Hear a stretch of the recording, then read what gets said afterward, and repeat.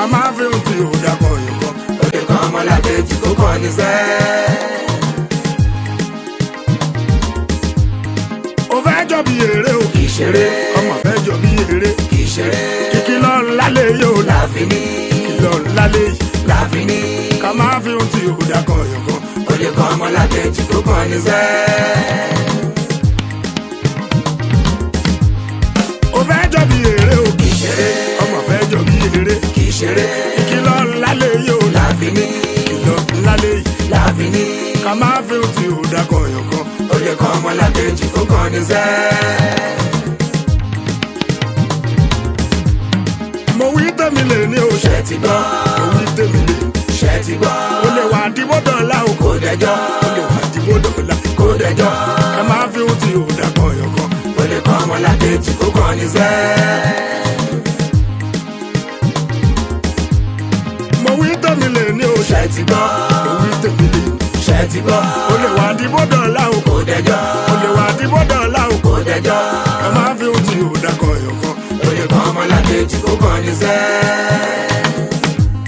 Ẹ̀tùlẹ̀ aládé bá pa ò lọ́jọ́ kan tó ń sáré kú lọ nàgbọ́nàgbọ́n. Ó déwájú ilé ẹkùn ó kígbe.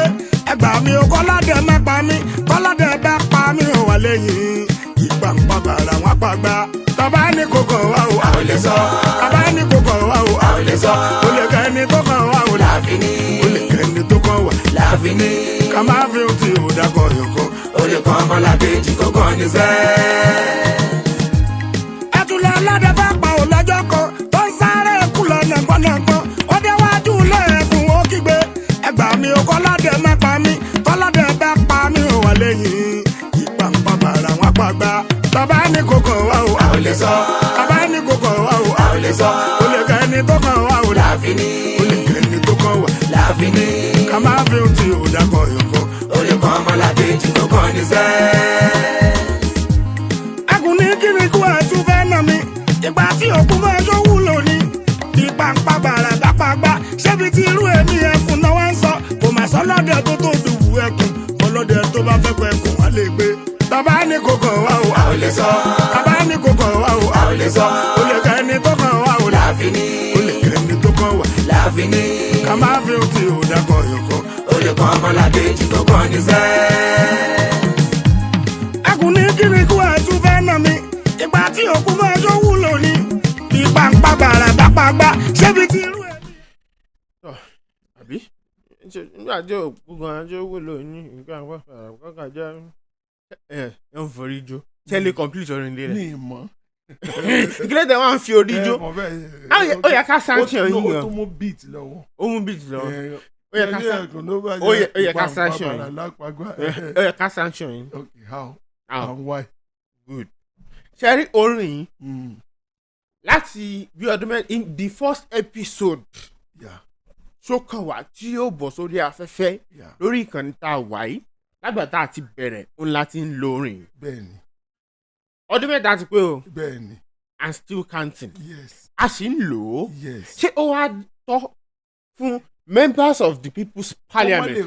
Speaker ni ó padà George ọ̀rọ̀ yìí. Ọgá wa mọ̀. Ẹ sọ pé speaker ò mọ̀. Kí lẹ́yìn máa speaker ò mọ̀. That's an aberration. Ló pàgbà ẹni wọ́n mú kún àlè rẹ̀ ti sẹ́yìn. Ó yẹ kí ẹ ti mọ orin yẹn. Ẹ mọ̀ ká tó ṣẹlẹ̀. Láti ìgbà tí a ti ń lò lórí ètò yìí. Mo mọ̀ pé tí wọ́n bá ń kọ́. Mo ṣáà ń pe ìgbà kan mẹ́ni tó kọ́. Later mo padà mọ̀. Nígbà yẹn mi mọ̀. Ṣùgbọ́n later mo padà pé Òṣùpá ló kọ́. Ibi táìmù olè mọ ẹni tó kọ́. Ìgbà tí mo débi mọ́tò mẹ́ni tó kọ́. Ẹ pé mi gbọ́ Fuji. Sincerely. Kí wàá lè mọ gbọ́? Reggae music. Christian music. Blues. Ibo lẹ fi wọ́n ní reggae and blues ní Nàìjíríà tẹ́lọ̀. Ta ni ń kọ reggae and blues ní Nàìjíríà? A ó wà tẹ́lẹ̀ ọtí wìlíkì kọ̀rọ̀. Àwọn yẹn ti lọ. Ṣùgbọ́n foreign àwọn foreign kìíní lọ. Àwọn foreign R&B lẹ honestly. Me then too. Ṣé ìpọ́kùnrin yìí gbọ́ Yorùbá gan? Èwo nù ẹ̀? Òṣùpá. Ẹ̀gbọ́n gbọ́ Yorùbá so ìgbà míì wà. Àwọn Yorùbá máa ń tọ̀ fún yín láti understand. Ìgbà míì wà máa ṣe wọn pé òkè kí ni okay, ipa agbára wọn apagba. ìyẹn gan nǹkan tó mí. Good. àbí ṣe mo gẹ̀ tiẹ̀. mi mọ àti ìgbà yín lóye mi àti. ẹ̀rọ gbọ́ mi mọ ṣùgbọ́n. so ẹ̀yin kan lè mọ mí ní àwọn. ipa agbára wọn apagba ìgbéyàwó lójú kọlẹ́gbẹ́. honorary speaker mo trust wọn. tọ́ba kọ sẹ́ńdẹ̀sì kan. mo trust wọn. kí ni. tọ́ba kọ sẹ́ńdẹ̀sì kan ẹ̀ dàkóbò mi bí. àwa mélòó bí àwa bíi márùn-ún. ẹ yọ bọ̀dá láti ilẹ̀ ọwọ́ wọn lè díẹ̀. bàbá dẹ ìrúbọ yìí oyin yóò dàlú o kábùrọ̀ aláàsílẹ̀ ọwọ́ wọn lè díẹ̀. speaker sọ pé ìṣe ni wọ́n sáré mú second old new national anthem tá n lò just mo bí speaker ṣe ń kọ́ báyìí wọ́n mí sí wọ́ọ̀dù yẹn kan. orí pé èbó ni ẹ fi kọ́ ni ẹni kọ́ ìpa ọmọ àwọn gangan. èmi ti rántí ṣébi ti rú èmi ẹkùn náà wá ń sọ kò mà sọ lọ́dẹ tó something like that. something like that. something like that. Fẹ́mi, I'm playing on it. ní tó kàn wá láàfin ní ká máa fi ohun tí ò dákọ̀ yọ̀kọ̀ ó lè kọ́ ọmọlàkejì tó kàn ní sẹ́ẹ̀. tàbá ní kò kàn wá o a ò lè sọ. tàbá ní kò kàn wá o a ò lè sọ. ó lè kẹ́ ẹni tó kàn wá o láàfin ní. ó lè kẹ́ ẹni tó kàn wá láàfin ní ká máa fi ohun tí ò dákọ̀ yọ̀kọ̀ ó lè kọ́ ọmọlàkejì tó kàn ní sẹ́ẹ̀. tàbá ní kò kàn wá o a ò lè sọ. tàbá ní kò kàn wá o a ò lè sọ. ó lè kẹ́ ẹni tó kàn wá o láàfin ní. ó lè kẹ́ ẹni tó kàn wá láàfin ní ká máa fi ohun tí ò dákọ̀ yọ̀kọ̀ ó lè kọ́ ọmọlàkejì tó kàn ní sẹ́ẹ̀. tàbá ní kò kàn wá o a ò lè sọ. tàbá ní kò kàn wá o a ò lè sọ. ó lè kẹ́ ẹni tó kàn wá o láàfin ní. ó lè kẹ́ ẹni tó kàn wá láàfin ní ká máa fi ohun tí ò dákọ̀ yọ̀kọ̀ ó lè kọ́ ọmọlàkejì tó kàn ní sẹ́ẹ̀. tàbá ní kò kàn wá o. n tó ṣẹlẹ̀ ni pé honorary speaker. n tó ṣẹlẹ̀ ni pé ibi àgbàlá mọ́ bá gbà o. bẹ́ẹ̀ni. bọ́mọdé bá ṣubú àwájú o. bàbá bá ṣubú ẹ̀yìn báyìí ni ó wò wò. tí n bá ní mo bá fẹ́ mi kọ́ gbígbà mo fi mọ̀ compete ni o ẹ mọ̀jà compete ni gbígbà ń gbàlagbà tó ti mọ̀ yẹn ni ẹja fi sí. honorary speaker lè disrespect yín ká máa ní kẹ́ máa bá Fẹ́mi kọrin but gbígbà ń gbàlagbà yẹn. ẹ̀rẹ́ ti bí Fẹ́mi ṣe kọrin ẹ̀rẹ́ ti ọ̀rẹ́ tí Fẹ́mi kọrin ẹgbẹ́ mi ti mọ̀ mo mọ̀ tẹ̀lé orin o. ṣé bí ti rú èmi ẹkùn náà wá ń sọ ipa ń pa bàrà àwọn àpagbá kò mà sọ ọlọ́dẹ tó fi rú ẹkùn ọlọ́dẹ tó bá pẹ̀kùn something like that. ó complete láàrin yẹn ẹ bá ń complete àárín yẹn. n tó ṣẹlẹ̀ ni pé tíṣà bá like student. 3 good years tí mo ọdún mẹ́rin fi ká school náà. ọgbà o. mo kẹ́ ló graduate. tíṣà bá like student tó bá ti sọ̀rọ̀ méjì ní ìwọ bọ́ síbi omi ó mọ̀ tí ẹ ìwọ mọ̀. tó bá ní ká a to z tó bá ti ká a b c d e ọkùnrin ilé mọ̀ ní. ẹ̀ẹ́dẹ́mi njọ́ tó ka ní àròlé àníjìlá ìyájájá ìyájájá. ó ṣàjọ tó ń kíní. yàdí yàtọ̀ aṣọ làṣọ ayọ̀ sísọ. ó ṣàjọ tóònù ẹ̀ ní tóònù ẹ̀ lọ́nà ẹ̀kọ́ àkórí tó wà bẹ́ẹ̀ gẹ́gẹ́ wọ́n tún wá mọ ìtumọ̀ orin ẹ̀ tún wọ́n tún mọ̀ ẹ̀. bọ́n ó mọ tàbá ní kò kàn wá o. bọ́n kan tí mo ní pé tí mo pẹ́ nìyẹn sọ ní pé ní tó bá kan ẹnìkan ó kan everybody. I think that's the basis of the song. But pé kí wọ́n á fún lẹ́yọ̀. No. Don't live in isolation. Yes. Mo gbé nítorí pé. fẹ́ mọ ọmọ kejì ẹgẹ́ bí ara rẹ. Yes, exactly. tó bá ní òkàn ẹ tó dẹ̀ gbójú wọn ní àìkọ́wọ̀rin èjò ló ṣekú pa wọn. So tábẹ́ bá nígbà kíní kò dọ́dọ̀ mi ó lè kàn ní mí tó ṣe pé ó lè mọ kàn yàn but ó kàn ní ó lè kọ́ ọmọ làkejì ó kàn ní sẹ́. Ó tọ́ ni. Fẹ́mi try. At least o gba 110 over 100.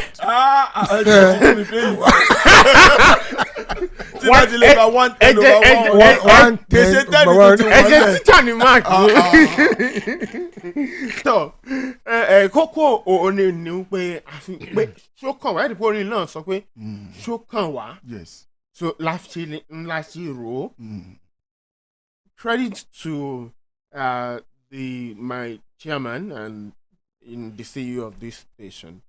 He loves music and he understands music and he understands the fact that music is your core not in the NBA, but music is a brother to radio. Orin ìyẹn lè fi sọ̀rọ̀ gan kódà kí èèyàn gbẹnu sínú microphone kí èèyàn kọ́ mọ sọ̀rọ̀ kí èèyàn kọ́ mọ sọ̀rọ̀ kó kí orin yẹn so torí ẹ̀ lè jẹ́ pé in the chain of broadcasting yóò máa ní orin ilé ilẹ̀ fi wọlé ilé ilẹ̀ lè play ẹ bá ń sọ̀rọ̀ tí nǹkan bá jọ báyìí irú ọ̀sẹ̀ tó kọjá ó kàn yẹ pé kò tètè já sí ẹni tí mò ń fún ní signal bá a ti ṣe ń sọ̀rọ̀ ọ̀rọ̀ speaker bá a ṣe ń sọ̀rọ̀ Ìbàdàn ní last week yẹn orin ọkùnrin náà ní tiẹ̀ mọ́ tọkùnrin ní tiẹ̀ ṣe wá orin ọkùnrin náà ni a fẹ́ tọkọ pé ọ̀rọ̀ Ìbàdàn mi ò fi ṣeré ìdàgbàsókè ìpínlẹ̀ Ọ̀yọ́ ó ṣe kíní kan lọ́kàn mi ìmọ̀ tó sọ ní àárẹ̀ so a lè fi yẹn ká fi emphasize nǹkan tá à ń sọ. bẹ́ẹ̀ bá sì fẹ́ sọ̀rọ̀ síyàn náà. tá a bá fẹ́ sọ̀rọ̀ síyàn náà a lè lo orin. tẹ́ bá fẹ́ sọ̀tẹ̀ náà. tá a bá fẹ́ sọ̀tẹ̀ náà a yóò wọ orin yóò wo orin tó bá a mú ni. so àwọn obìnrin pé àwọn kan wà àwọn kọrin ọ̀tẹ̀. èyí náà lè má jọyọ. in the process wọ́n fi ṣàlàyé ọ̀tẹ̀. wọ́n fi ṣàlàyé ọ̀tẹ̀ ni. wọ́n fi ṣàpèjúwe ọ̀tẹ̀. irúfẹ́ mi ń sìn wí pẹ́ńjẹ́ wa mo mọ orin tó fìtì. irú orin wo ni. amọ̀lẹ́kọ̀ ààrẹ ti lẹ́kọ̀ òjò ní wá abẹ́ ní kankan báyìí ẹni èjì rí lè èjì ń pa. orin yẹn náà ọ̀rọ̀ tẹ̀ ní ọ̀rọ̀ tẹ̀ ní. so tí ẹ bá wà ní circumstances yẹn bí yóò wà ní discussion kan àbí wọ́n lè ti wọlé anybody ò ní sọ̀rọ̀ lọ́sàpìlì orin ẹni tí wọ́n bá wí tó bá ní làákàyè ẹni tó bá ní làákàyè yóò pí gẹ́gẹ́ èmi làwọn pípì èmi ló ń bá wí. tó bá sì jẹ́ pé irú nísìn tó bá ṣe nǹkan kan sí mi tí yóò bá dáa tí mo kàn wá ní bàbá dáríjì wọn ò mọ tí wọn. irú mo ṣe ní òun mórin ní. kọfẹ́ mi á dáríjì. èbú tó ní bàbá dáríjì wọn yẹn o bàbá dáríjì wọn ò mọ tán ṣe which means they are. You can call them ignorant, or they could be imbecile. Yes. They could be anything, you know. They could be unknowledgeable. So only ẹ rò pé bóyá bàbá tó sọ ń bẹ̀ ó tó fi ń gbàdúrà ni ó tó fi ń láàlì. ó fi ń láàlì ẹ̀ tó sọ̀rọ̀. You see, when you look at words connotatively, you understand, not in the denotative meaning, literally. You see some use of words that are the semantic. The semantic, that are metaphoric. Very metaphorical. I'm pregnant of many meanings. Ibi báyìí. That's the essence of language anyway. Nti afiki amara lina ó dá báwọn ẹ̀sà sọ pọ̀ yín ká mọ̀ lọ. Comrade Fẹ́mi Babalọ́lá Ọbaàgùn ni orúkọ mi. mo rò pé ó sọ pé orúkọ mi ní Gbangbala má gbàgbá. kò máa sọ yẹn lórí. Gbangbala gbàgbá. All right, Ṣẹ́gun Ògúngbàyí ọ̀nà orúkọ mi ó dára fún wa. Àmín. Honourable Speaker wọ́n ti wà ń jòkó àmọ́ ẹ jẹ́ ká dé ojú ọjà náà kó tó di pé ètò wa bẹ̀rẹ̀ ní pẹrẹwu ní ràbájì gan àti ní pẹrẹ fìyín ọmọdé Ìbàdàn náà ló ti kọ́. Akidibo 88.7 FM. ó ti bára ọ̀tún ó tún ti fagbára kágbára Adam Desire amárale kókókó. Nature's Field Adams Desire. ó tún dé kókókó bí ọ̀tá. ìlọ́po agbára. ní oògùn Nature's Field Adams Desire bá dé lọ́wọ́ yìí. wóró méjì lẹ́ẹ̀ máa lò lójúmọ́ fún dídí ọ̀sẹ̀ méjì kẹ́lẹ́ irísẹ́ lẹ́kùnrẹ́rẹ́. egbògi ìbílẹ̀ la fi ṣe. lílò rẹ̀ sì fini lọ́kàn balẹ̀. ṣùgbọ́n ṣá o. ó ti lágbára ju ti tẹ́lẹ̀ lọ sà. bó ti wá kún fún agbára. bẹ́ẹ̀ náà ni ìrísí rẹ̀ ti yàtọ̀. ó ti wà káàkiri ilé ìtajà oògùn òyìnbó. jákèjádò orílẹ̀-èdè Nàìjíríà. oògùn Nature's Field Adams Desire. orílẹ̀-èdè Amẹ́ríkà ni wọ́n ti pò pọ̀ tí wọ́n gbé jáde. ilé-iṣẹ́ Silken Limited Nature's Field ló ń pin tó ń tà. fún ẹ̀kúnrẹ́rẹ́ àlàyé ẹlẹ́gbẹ̀ sórí àwọn nọ́mbà 08071891904 tàbí 08075091020. oògùn Nature's Field Adams Desire ló ń bá yàrá rẹ̀ dìgbò lọ́kọ pẹ̀lú ìtẹ́lọ́rùn tí ò láfiwé. ìjàgùdù sí mọ́ kábàánilórúkọ jẹ́ fẹ́ lọ lórí káràkátà gbogbo ẹ̀yin tẹ́ fẹ́ ra mọ́tò ayọ́kẹ́lẹ́ ìrọ̀rùn tó fini lọ́kàn balẹ̀ tó dángájíá àbẹ́yìn tẹ́ fẹ́ tà á iléeṣẹ́ rédíò àgídìgbò ti ṣàgbékalẹ̀ ètò ìrọ̀rùn fún gbogbo ẹ̀yin aráàlú tẹ́ ní mọ́tò tẹ́ fẹ́ tà àbẹ́ rí mọ́tò tẹ́ fẹ́ rà ṣùgbọ́n tẹ́ ń bẹ̀rù alágbèédá ó yá ẹ kàn ṣẹ́ka àgídìgbò atọ́kọ̀ṣe pẹ̀lú àwọn àlàálẹ̀ ètò tí fini lọ́kàn balẹ̀ níléeṣẹ́ rédíò àgídìgbò bẹ́ẹ̀ làǹfààní san díẹ̀díẹ̀ tún wà tẹ́ bá ti wá ṣe tán ẹ pè sórí àwọn nọ́mbà yìí 07034229105 tàbí 08028714663 àgídìgbò atọ́kọ̀ṣe ọkọ̀ gígùn dìrò. legend ọmọ ìyá mi ṣó ti get.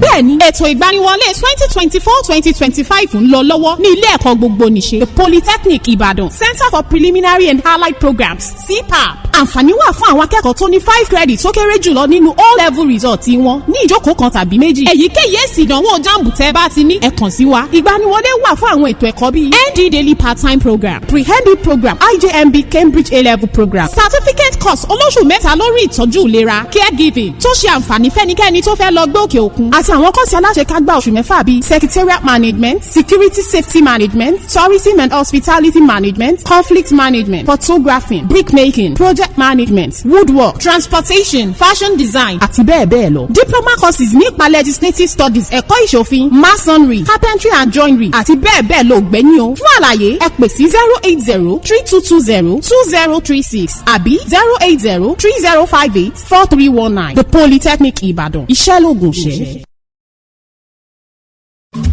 ó ti bára ọ̀tún ó tún ti fagbára kágbára Adam Desire amárale kókókó. Nature's Field Adams Desire ó tún dé kókókó bí ọ̀tá ìlọ́po agbára ní oògùn Nature's Field Adams Desire bá dé lọ́wọ́ yìí wóró méjì lẹ́ẹ̀ máa lò lójúmọ́ fún dídí ọ̀sẹ̀ méjì kẹ́lẹ́ irísẹ́ lẹ́kùnrẹ́rẹ́ egbògi ìbílẹ̀ la fi ṣe lílò rẹ̀ sì fi ni lọ́kàn balẹ̀ ṣùgbọ́n ṣá o ó ti lágbára ju ti tẹ́lẹ̀ lọ sà bó ti wá kún fún agbára bẹ́ẹ̀ náà ni ìrísí rẹ̀ ti yàtọ̀ ó ti wà káàkiri ilé ìtajà oògùn òyìnbó jákèjádò orílẹ̀-èdè Nàìjíríà oògùn Nature's Field Adams Desire orílẹ̀-èdè Amẹ́ríkà ni wọ́n ti pò pọ̀ tí wọ́n gbé jáde iléeṣẹ́ Silken Limited Nature's Field ló ń pin tó ń tà fún ẹ̀kúnrẹ́rẹ́ àlàyé ẹlẹ́gbẹ̀ẹ́ sórí àwọn nọ́mbà 08071891904 tàbí 08075091020 oògùn Nature's Field Adams Desire ló ń bá yàrá ní dìgbò lọ́kọ pẹ̀lú ìtẹ́lọ́rùn tí ò láfiwé.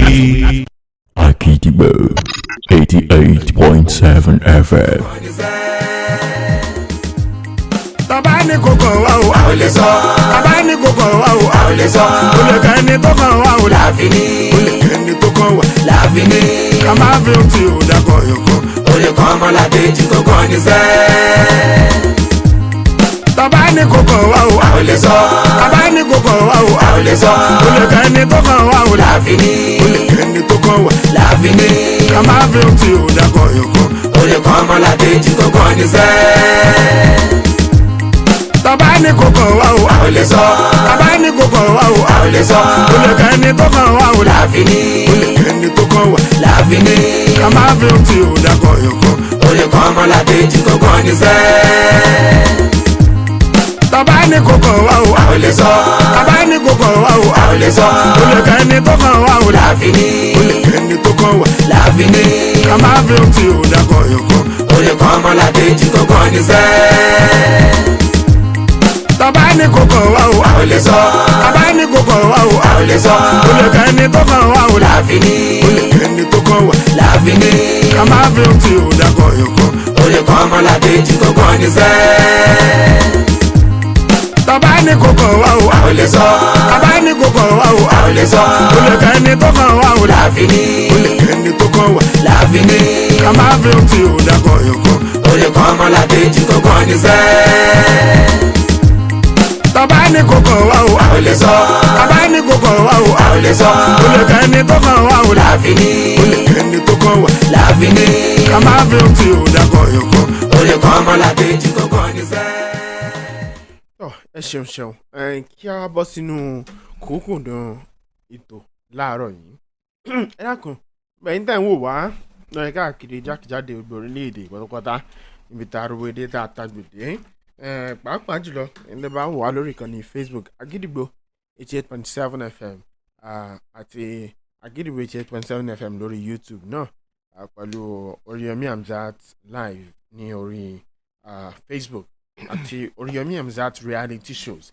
Ẹ ṣáà ń bá wa share rẹ̀ kí ọ̀pọ̀lọpọ̀ èèyàn lè láǹfààní láti jẹ̀gbádùn ètò yìí fún ti àárọ̀ yìí torí gọ́ngọ́ sọ àkùtùkù òwò alárè ó jàgbá nǹkan ni ò ní gbé nǹkan hànú. That's the only thing. Nǹkan ò ní gbé nǹkan hànú nìkan ni the only thing.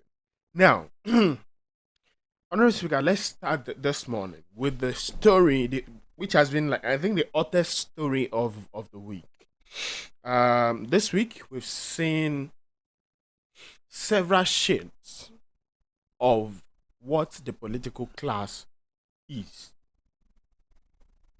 Àwọn olóṣèlú, àwọn tó ń ṣèjọba, àti rí different angles bí wọ́n ṣe máa ń wùwà sí, bí wọ́n ṣe ń wùwà sí, bí wọ́n ṣe ń ṣe ìtàn gbà láàyè àti bá a ṣe ń run democracy wa ní orílẹ̀-èdè dáwà.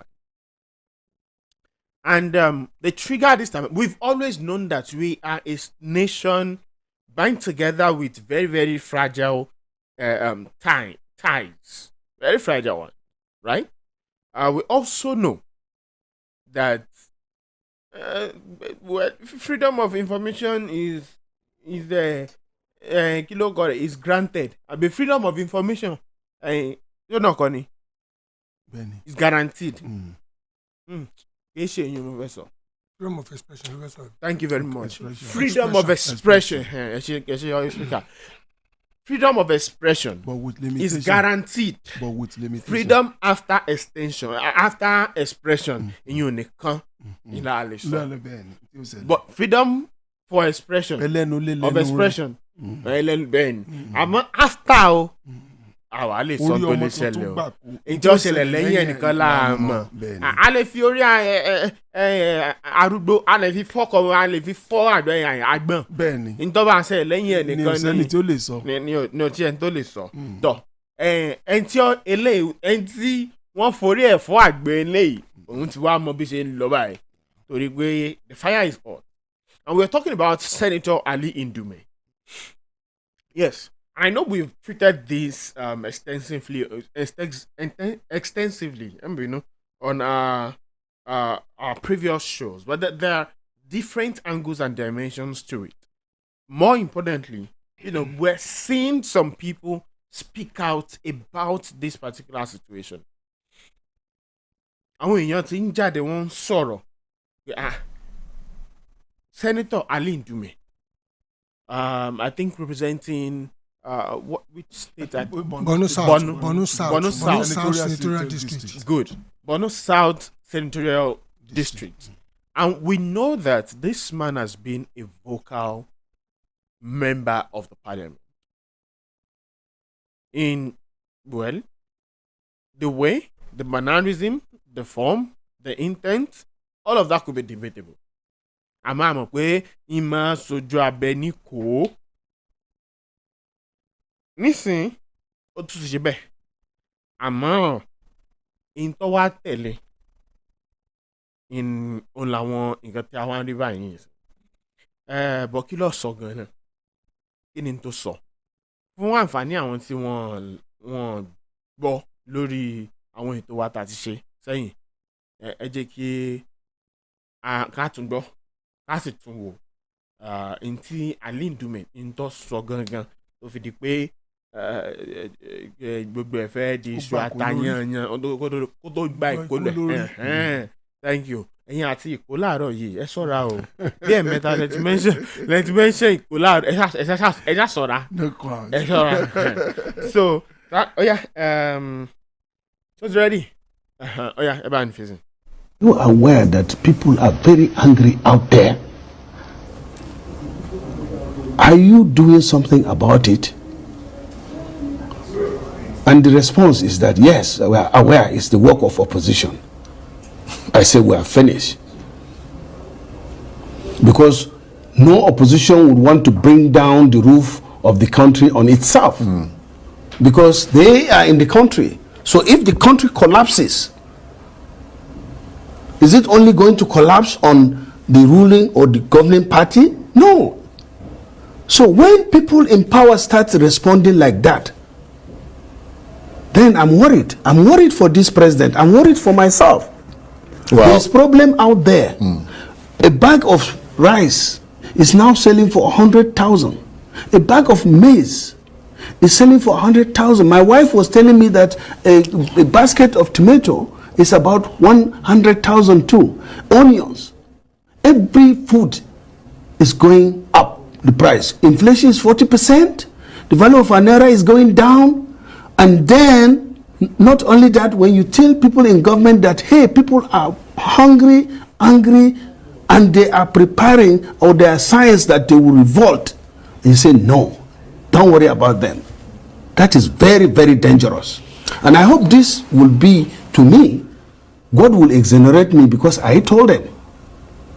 And many Nigerians today told me and encouraged me to come for this year program, speak out on our behalf. And that's why I was elected. If the government doesn't do anything,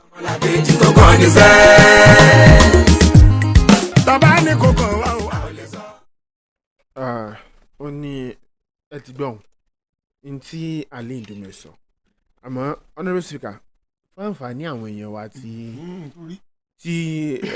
àwọn tíátíá tí wọ́n gbọ́ òyìnbó tó sọ àwọn tíátíá ẹ mọ̀ sọ pé wọ́n gbé èbò tó sọ àwọn tíátíá ó ti yé wa báwọn torí àwọn tiwa ti wà torí tiwọn náà lè tó fi wà lè dé wà bẹ́ẹ̀ ni torí tiwọn náà ni this is the people's parliament so àwọn tíátíá torí wọn ẹ bá ní ẹ̀ǹtù ẹ sábà ní ṣàlàyé ntí Alindumi sọ lórí ọ̀rọ̀ yẹn. n tó sọ ò lọ títì n tó sọ ni pé ó yẹ ká mọ̀ ó sì yẹ kó rí ìdánilójú wípé àwọn ọmọ Nàìjíríà ń jìyà wípé ebi sì ń pa wọ́n wípé ìjọba dẹ̀ ń wòran ìjọba ò ṣe nǹkan kan nítorí pé ó ti tó time tó yẹ kí ìjọba kó ṣe nǹkan lórí ẹ̀ pàápàá jùlọ bí a ti ń ṣèjọba ní ilẹ̀ yìí kì í ṣe Bọ́lá gangan Ahmed ní í ṣèjọba àwọn kan ní í ṣèjọba tí wọ́n sì dì lọ́wọ́ mú sẹ́yìn nítorí ìdí èyí ẹ jẹ́ ká ṣe gírí ká rí wípé a tú àwọn ọmọ Nàìjíríà a tú wọn sílẹ̀ kúrò ní ìgbèkùn tí wọ́n wà kí ìjọba sì ṣe gírí láti gbégbé sí àkín nítorí pé àkújọyè ó sàn ju mo jọyè ẹnu mi ọ̀ká lù lọ ntàlù ní ìdùnnú sọnù. ó dà pé ó tún mọ mẹ́nu bọ̀rọ̀ epo wọn. ẹ gbogbo ẹ̀ náà ni àwọn ọmọ Nàìjíríà ń jìyà n tó fi bẹ̀rẹ̀ ní pé epo wọn oúnjẹ wọn gógó kò sí ọkọ̀ gbogbo àwọn àgbẹ̀ gan ò rí wọn ọ̀rọ̀ náà lọ àwọn nǹkan tó sọ nìyẹn ó ti wà lábẹ́ ọmọ Nàìjíríà ń jìyà. ó ti wà bẹ́ẹ̀ ẹ ṣeun. Now, I'll give some context to this, and I'll pick this from here. For the second time in his legislative career, ní ìgbà kejì láàrin ìgbà tí ó ti wà ní ilé ìgbìmọ̀ aṣòfin bóyá àtàgbà ni o àbí ti kékeré ilé ìgbìmọ̀ aṣòfin àgbà ilé ìgbìmọ̀ aṣòfin kékeré parliamentary time so far, and within a space of 7 years àti láàrin ọdún méje Alindumi là ń sọ̀rọ̀ rẹ̀ yìí o Senator Alindumi was axed as chief whip last Wednesday. Akójanulé. Bẹ́ẹ̀ni chief whip Akójanulé. wọ́n ti yọ kúrò. wọ́n yọ kúrò. yeah ọ̀nà sọ náà wọ́n ní wọ́n axe ẹ̀ kúrò gẹ́gẹ́ bí Akójanulé, and this I mean I think it was replaced with Senator Ahmed Lawan, I think thereabout, yeah.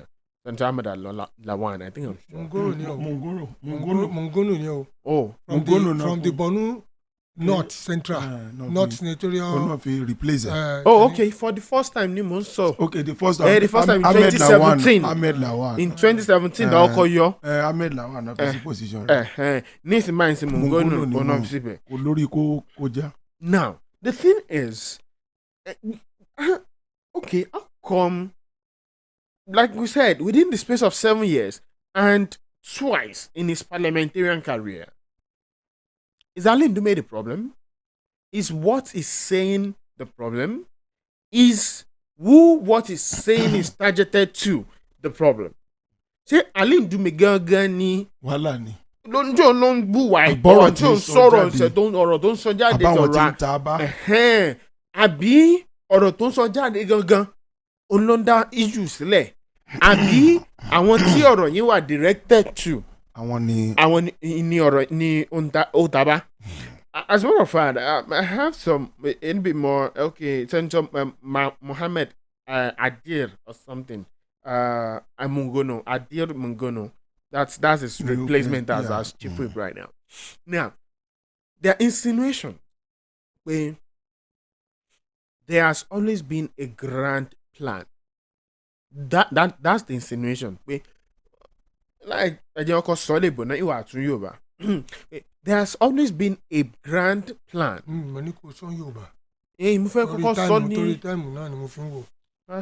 Ó yá sọ tó ní èbó lódùn lẹ́nu ẹ̀. Ní kànsáré rọ̀ṣẹ̀ ní èbó ní ìtàrí rọ̀ṣẹ̀ ní èbó. Ó sì mọrin ìgbàǹgbàlaga. Honorable Speaker, ẹ̀yin mo fi jọ. Ẹ̀yin mo fi jọ. Àìsí ilé fagun wà wá ni o. Àìsí ilé fagun wà ni. So ìníkíni. Yorùbá tẹ̀ wá tú sí lónìí ó dọwọ́ lọ́wọ́. Mbàtú. Ọwọ́ Ọlọ́run mo wà. Àjọmọ ẹran ọmọdé lónìí. Àjọmọ ẹran ni. Fẹ́mi mọ́ ìntàfíà. Èmi náà wò. Mọ́ ìntàfíà mi. Pásítọ̀ nìkan ni mo lè kọjú sí. There's always been a grand plan led by the Senate leader himself, Senator Godswill Akpabio, to remove Ali Ndume as the chief whip of the House. Meanwhile, Ali Ndume was the campaign director general for Senator Godswill Akpabio, who is now the Senate leader. I mean, you would expect that, ties to wà láàrin wọn. Ó máa close dáadáa. Àwọn tí ń ìgbìyànjú tí ń lọ, wọ́n ti ń sáré kí àwọn yọ Ali Ndume tipẹ́. Eléyìí tí ọkàn ṣẹlẹ̀ ó ní wọ́n lò as excuse. Wọ́n ní like I said, these are insinuations pé tá a bá gbàgbé ẹni òun ló jẹ́ campaign director general for Godswill Akpabio. So they are not strangers láti di Senate president. So kí wàá ló fà á tó jẹ́ pé ọ̀rọ̀ tí ọ wá sọ àbí ṣé ó sọ jù nù ntọ́sọnù àbí iṣẹ́ àwọn ọmọ Nàìjíríà ò jìyà ni. Wọ́n jìyà. Ṣé epo wọn ni? Ṣáàrọ̀ ònùmọ̀ ní aráàlú ni? Bẹ́ẹ̀ ni ara ni aráàlú. So what's the problem? Now. The message, the messenger, or who the message is delivered to? The recipient. Now, ẹ jẹ́ kí n wo báyìí, it is incontrovertible to say that. Yorùbá lẹ sọ, Yorùbá ni ẹ sọ, èèyàn wọ́n tó àwọn tí a ó ti máa bínú. Yorùbá lẹ sọ. Ẹ máa nǹkan tó ṣẹlẹ̀, ṣé rí a lè fọwọ́ rọ sẹ́yìn wípé Ali Ndume is a controversial person. Ó dẹ̀ lè débi pé ọ̀rọ̀ ẹnu ẹ̀ gangan very sharp. Ṣé get ẹ̀ sìn? But ọ̀rọ̀ ẹnu ẹ̀ lè sharp. Ṣé nǹkan tó ń sọ mẹ́sẹ̀gì tó ń pass across ṣé rọ́ ló wà ń bẹ̀? Gbogbo á lè underline rẹ̀ pé òótọ́ ló sọ. Reality ni bí nǹkan ṣe rí nílùú ló ṣe gbé jáde. Kì í ṣe gbogbo èèyàn tó bá rí nǹkan ni ó sọ. Are you getting me? Tí ó fi ọgbọ́n sọ tí alúlù agídìgbò fún. Ẹlòmíwà tó pé ní direct message yẹn ni ó sọ ló dẹ̀ pọ̀ jù. Yóò sojú abẹ́ níbo ní. Because níwọ̀n àwọn ìgbà kan wà tó pé ní èèyàn ní láti come straight. Ẹ wo situation yìí is not palatable. Ní táwọn ọmọ Nàìjíríà tán bá yí báyìí ó le díẹ̀ o kéèyàn dẹ̀ sọ jáde.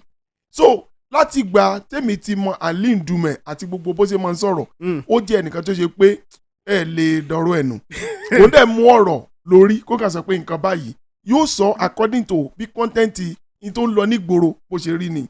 However òun ti pass across message yẹn ẹ jẹ́ ká wo message yẹn like I said kò sí rọ́nu gbogbo message tó sọ ó dẹ̀ sọ ó sọ directly tí ò sí wàhálà ẹ wá wo pé ta lọ̀rọ̀ ta bá. Number one, Akpabio take a step nítorí pé ó fẹ́ defend your guy. Let me put it that way. Akpabio ṣe kí ni? Ó take a step yẹn torí pé ó fẹ́ defend your guy. Who is the oga in this? Which is Tinubu. Oh come on. Yóò dàbí ìgbà tó ṣe pé á dàbí ìgbà tó. No, á dàbí pé mi agree pẹ̀lú yín. Mi agree pẹ̀lú wọn. The same party náà jọ wà. mi agree pẹ̀lú wọn mi agree pẹ̀lú yín. náà ní tó mú mi sọ bẹ́ẹ̀ ni pé ṣe mọ̀ pé Akpabio ò ní wá kò dẹ̀ ní faramọ́ ọ̀rọ̀ tí ó ta bá President Tinubu in any way nítorí pé wọ́n fún ní sùkọ̀ by the time tó fẹ́ di Senate President.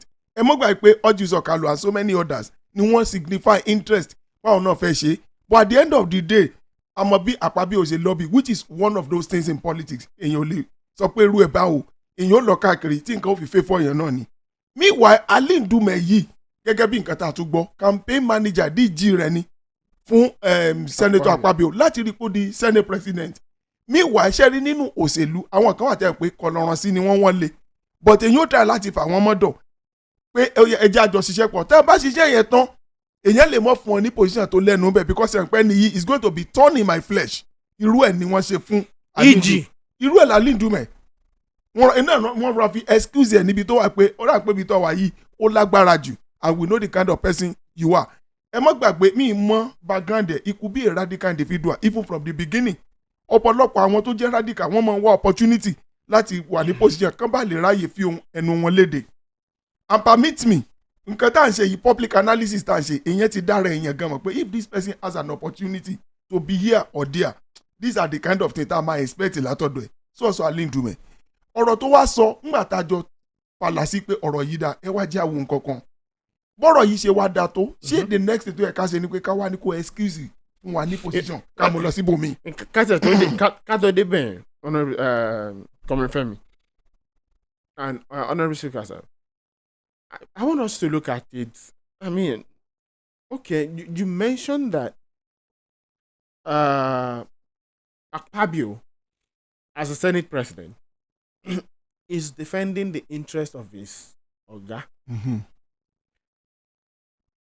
Even if we belong to the same political party, the Constitution says that the three arms of government they are working cooperatively and separately. Yes. Mm-hmm.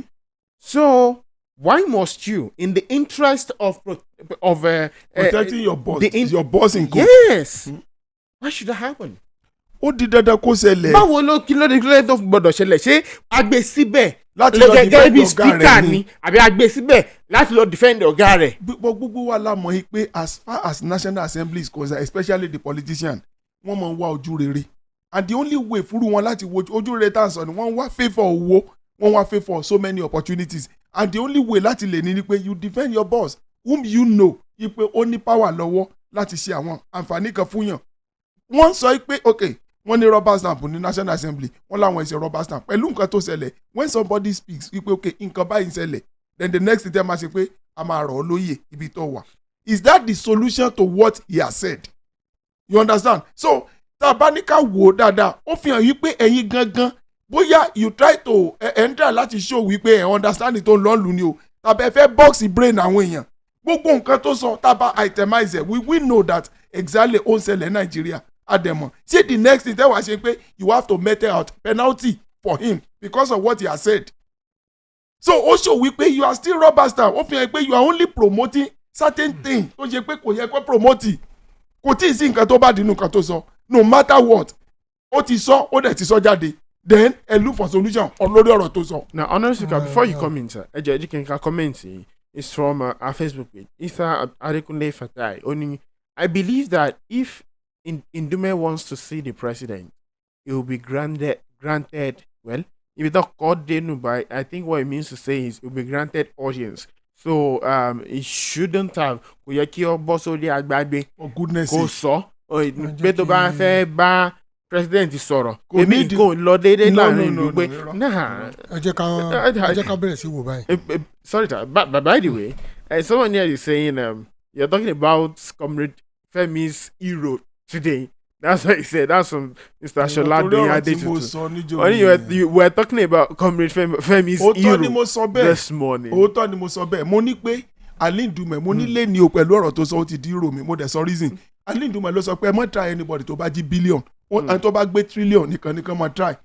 Ṣẹ́gẹ́tẹ̀ it is possible for me to help today. Tí n bá dẹ̀ realize pé nǹkan tí mo sọ yìí kò dáa èyí ó dẹ̀ bọ́ síbò mi. The same man yìí ló sọ̀rọ̀ jáde sí pé ebi ń paráàlú. As far as I'm concerned, I'm still on my point. I'm on my feet. Ipe that guy pẹ̀lú ọ̀rọ̀ tó sọ hero mi ni because ó ráyè ó elicit information from what is going on in the society ó dẹ̀ sọ jáde ìnídìí àti lọ bá nǹkan tàti àtẹ̀tẹ̀ because of what ẹ jẹ́ ká sọ kí Nàìjíríà mọ̀ pé ilé rán mi wá ìtẹ̀dẹ̀ rán mi wá mo ń sojúṣe mi I have to discharge my duties. Okay. Honourable Kemabi, I really just have to touch that part. The floor is open, sir. ṣe rí ọ̀rọ̀ sunukun ojú sunukun láfi wò ó. máa wò lọ́nà mẹ́rin. Okay. ọ̀nà àkọ́kọ́ ni wípé tí a bá dá ẹgbẹ́ sílẹ̀ there are certain things tá à ń pè ní rules and regulations.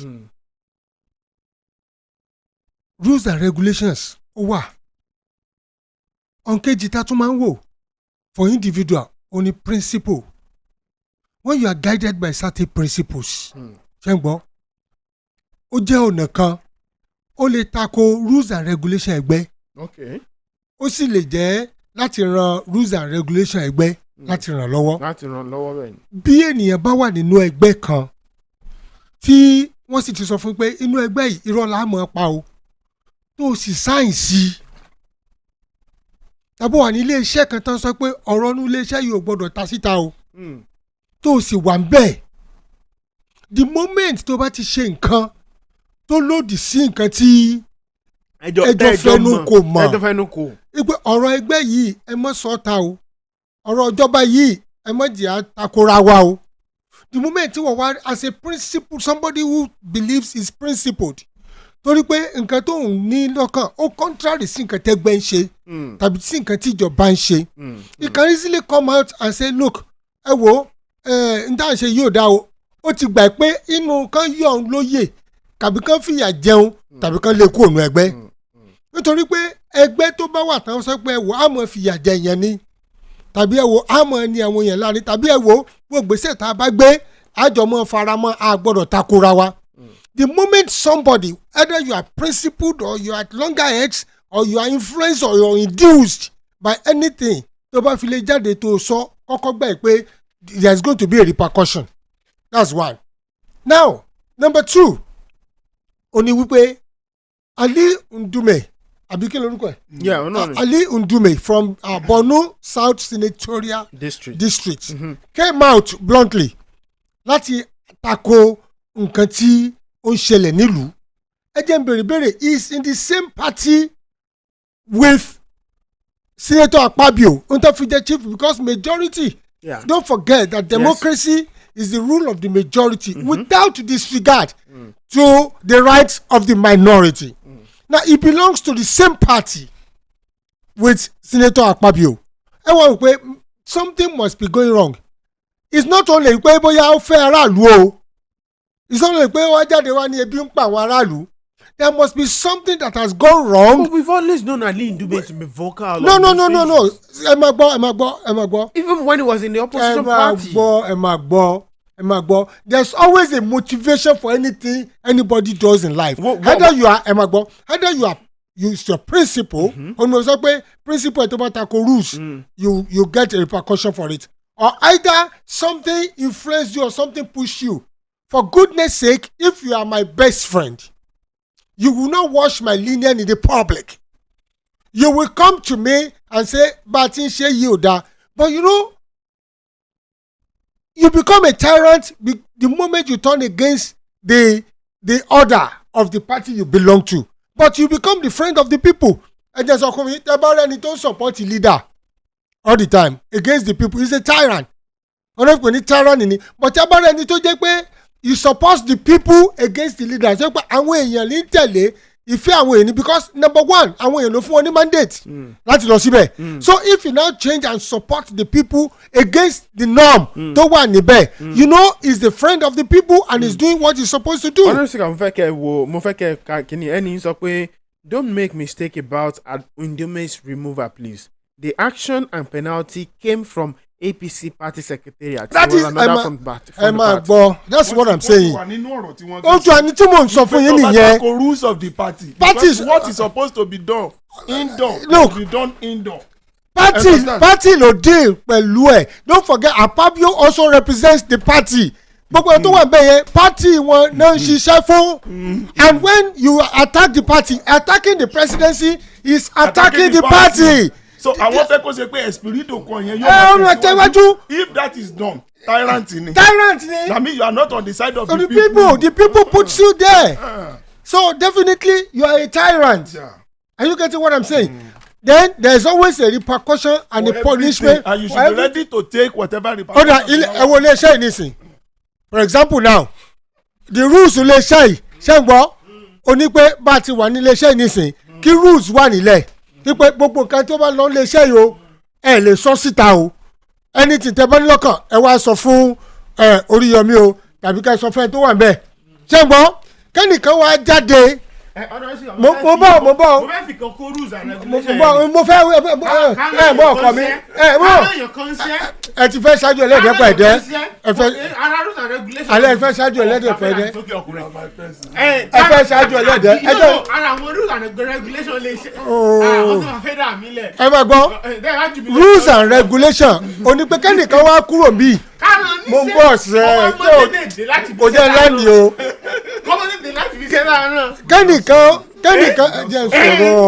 kẹ́nìkan wà léṣẹ́ nísìn rules and regulations wà kó wá lọ ta kó wá ní Oríyọmí Òkìkí ipe ìmọ̀ létí débi programu sọ́kọ̀ wà lára àárọ̀ ṣe é pé ayé ẹ̀ ti ta ọ̀rẹ́ dì lọ àwọn alámọ̀nù bíi ẹ̀gbọ́n tí mò ń wí o. ó sòótọ́ ẹ̀gbọ́n tí lè sọ ìgbà tí wọn náà sọ pé ìgbà tí wọn náà sọ pé olóòótọ́ ó yàtọ̀ sí olódodo máa gbọ́ irú ìdúmẹ̀ nísìn olóòótọ́ ni nítorí pé wọ́n jọ fọwọ́sowọ́pọ̀ bàjẹ́ òun wá jáde olówó sọ pé ẹ wò bá ti ń ṣe lọ yí ọ̀dà olóòótọ́ nu olóòótọ́ ò dáa tó olódodo ni ó ti mọ ìjà láti ilẹ̀ pé àlè sébẹ̀ gbogbo aká sébẹ̀ títí kò ní gbarú ẹ̀ ọtí gẹ́gẹ́ tí mo sọ nísìn so kọ́mọkọ́ wá jáde nítorí jẹ́ rules and regulations lè ṣe yìí kó wá lọ sọ níta tàbáṣe ilé tẹ̀ ẹ́ rí i pé it's either you opt out immediately so iná fi fìyà jẹ Ndume ó nìyẹn and then ó lè deserve kan fìyà jẹ máa gbọ́ ọmọ Nàìjíríà ni ó wà dídé àwọn tó ránṣẹ́ ni ó wà dídé pé ẹ lè fìyà jẹ Ndume o nítorí pé àwa ní ń jà fún. ṣé o understand? bàbá alágbára láti dá padà sínú position yẹn mọ́. tún máa gbọ́ pátì ló tako o. bẹ́ẹ̀ni yeah of course. ṣé o understand? wọ́n jọ ń dáná pọ̀ ní ọ̀daràn ní gbogbo wọn. yes. you understand? you now come out láàrin àwọn ọ̀daràn. Níta expect káwọn Labour sọ rèé, níta expect káwọn PDP sọ rèé, níta expect káwọn SDP sọ rèé. So the moment tó sọ jáde, wọ́n count as enemy within. Yeah. And that is why he deserve kò sẹ́ tó ní organisation. Táìmù ti tó, sọ aago mẹ́wàá àárọ̀ lòlú náà, gbé aago mẹ́sàn-án àárọ̀. Gẹ́rẹ́gẹ́ láago mẹ́sàn-án àárọ̀ lù láti iléeṣẹ́ rédíò Àgídìgbò 88.7 FM Ìbàdàn.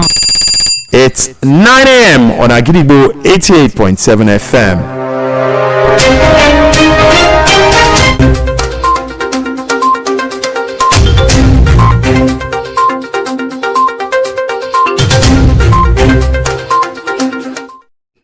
Ẹ káàárọ̀ o.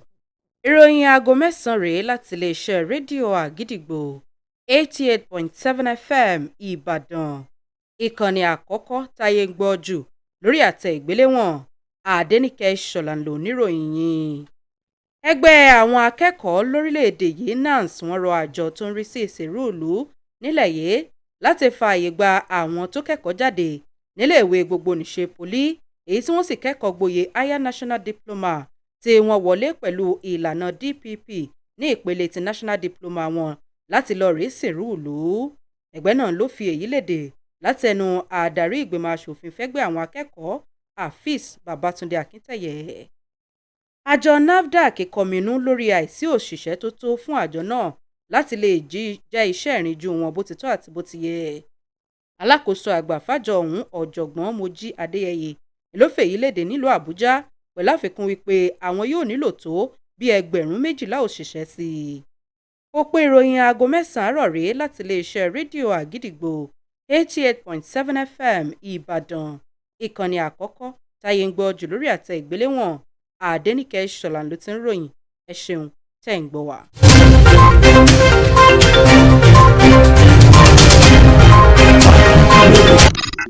88.7 FM. báwo la fi ní. ó lè kẹ́ni tó kàn wá. la fi ní. ká máa fi ohun tí ò dákọ̀ yọ̀kọ̀. ó lè kọ́ ọmọlàkejì tó kàn ní sẹ́ẹ̀. tọ́ba ní kò kàn wá o. a ò lè sọ. tọ́ba ní kò kàn wá o. a ò lè sọ. ó lè kẹ́ni tó kàn wá o. la fi ní. ó lè kẹ́ni tó kàn wá. la fi ní. ká máa fi ohun tí ò dákọ̀ yọ̀kọ̀. ó lè kọ́ ọmọlàkejì tó kàn ní sẹ́ẹ̀. tọ́ba ní kò kàn wá o. a ò lè sọ. tọ́ba ní kò kàn wá o. a ò lè sọ. ó lè kẹ́ni tó kàn wá o. la fi ní. ó lè kẹ́ni tó kàn wá. la fi ní. ká máa fi ohun tí ò dákọ̀ yọ̀kọ̀. ó lè kọ́ ọmọlàkejì tó kàn ní sẹ́ẹ̀. tọ́ba ní kò kàn wá o. a ò lè sọ. tọ́ba ní kò kàn wá o. a ò lè sọ.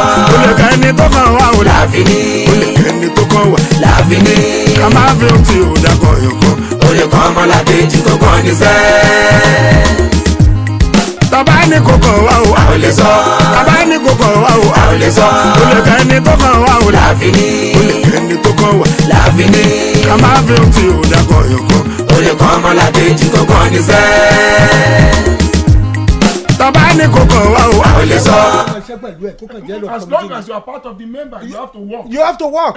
So kò dé mọ́. máa gbọ́ ẹ̀dúkùrù ló wà ń bẹ̀ ni ṣùgbọ́n wọ́n fi ọjọ́ head of committee olóòní knowledge ṣé wọ́n ní kó káàkiri ni máa gbọ́ you are just an administrative head. Pastor administrative head yẹn.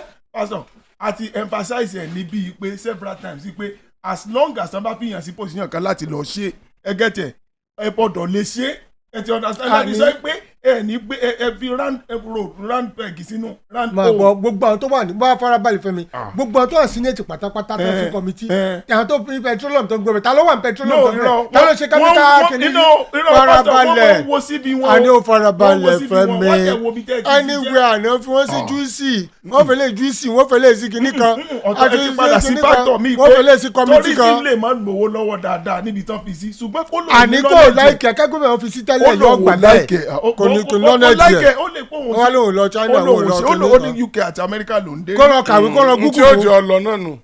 how bí house of assembly house of senate ló wà náà senate ló wà. ìgbà tó sì wà rẹ́bù kò ṣerú committee yẹn rí kò ní knowledge ẹ̀. no sẹ́rí committee yẹn gan secondary assignment ni. yes we know. kó fèsì primary assignment àbí. kò wá lé náà mo sọ pé tí ò bá lọ àlèbú tí ò bá ṣe nǹkan lórí tourism àlèbú tí ò bá ṣe nǹkan lórí tourism.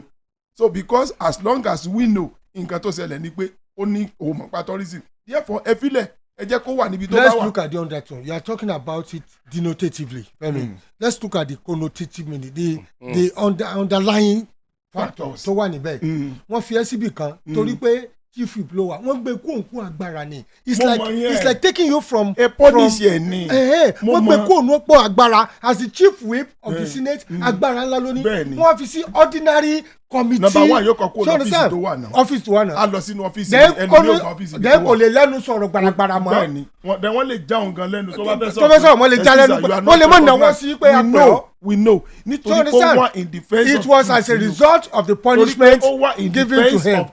Magbọ́ is he a truthful man? Has he ever been a truthful man? Yes and no. Yes and no. Yes and no. These are people who contributed to the problem we have in this country. àwọn èèyàn kan sọ̀rọ̀ Boko Haram bí náà. sọ́mọ̀ pa ẹni. ó wà lára tó sponsor rẹ̀ tẹ́lẹ̀. so when are you gbogbo are you not saying he's a truthful man. pásítọ̀ ẹ̀gbọ́n mo sọ kankan fún yín o as long as tí mo bá lọ sí Èkó tí n bá fèsì ọ̀nà mọ́níyà tí mo ń lọ bá mi lè dẹ́kọ̀ o ṣùgbọ́n tí n bá realize pé ibi tí mo ń lọ Èkó mọ̀ ni tí mo wá tọ̀hún padà tí mo fèsì ọ̀nà Èkó máa dẹ́kọ̀ o mínítà àti pé bó ṣe wà yẹn ó ti lè mọ hùwà ìbàjẹ́ ṣé bóun ló sọ fún wa ó ní ẹ má try tó bá jí bílíọ̀n ó ní ẹ tó bá jí tírílíọ̀n nìkan ni kẹ́ máa try. àníká wo underlying factor tó wà ń bẹ̀ máa gbọ́. àwọn kan sọ pé ara reason tó fi ṣe nǹkan ẹ ni pé wọ́n gbé ọmọ ẹ̀ láti CBN Èkó wọ́n gbé lọ láti CBN Àbújá wọ́n transfer ẹ̀ sẹ́kọ̀ọ́ ó dẹ̀ rìnrìn kìnìyàn ò bọ́ sí pọ́ǹdùn it doesn't matter torí sentiment la fi ń ṣòṣèlú àti gbogbo tá à ń bá ń ṣe so ẹni tó lè sọ pé àwọn tó jí tírílíọ̀n ní kẹ́ try tó dẹ̀ tún wá ronú pé wàdá sí pé ó lè ní gbogbo àwa táwọn no he didn't tell you kó ronú pé àrùn kò sọ́pẹ́lẹ̀ àdá lòun o.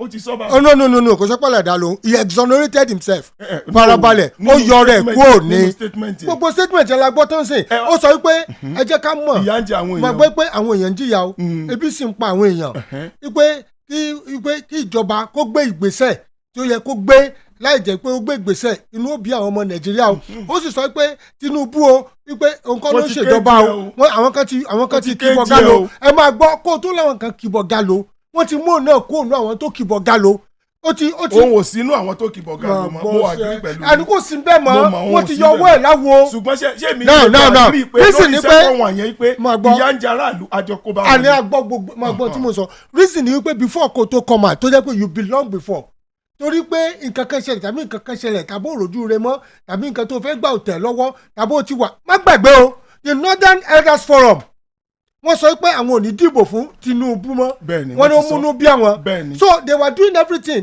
láti ẹni pé wọ́n co-opt àwọn other so when you now see somebody coming out kò ṣe pé ó love àwọn ọmọ Nàìjíríà o kò love àwọn ọmọ Nàìjíríà he doesn't love them ẹni tó ti wà involve pẹ̀lú Boko Haram ẹni tó jẹ́ pé ó ti sọ pé wọ́n kọ́ mọ́ try àwọn tó bá jí owó mọ́ ẹ̀yẹ ló love ọmọ Nàìjíríà you cannot you can't change the sports of a leopard. I agree with you. And let me tell you something.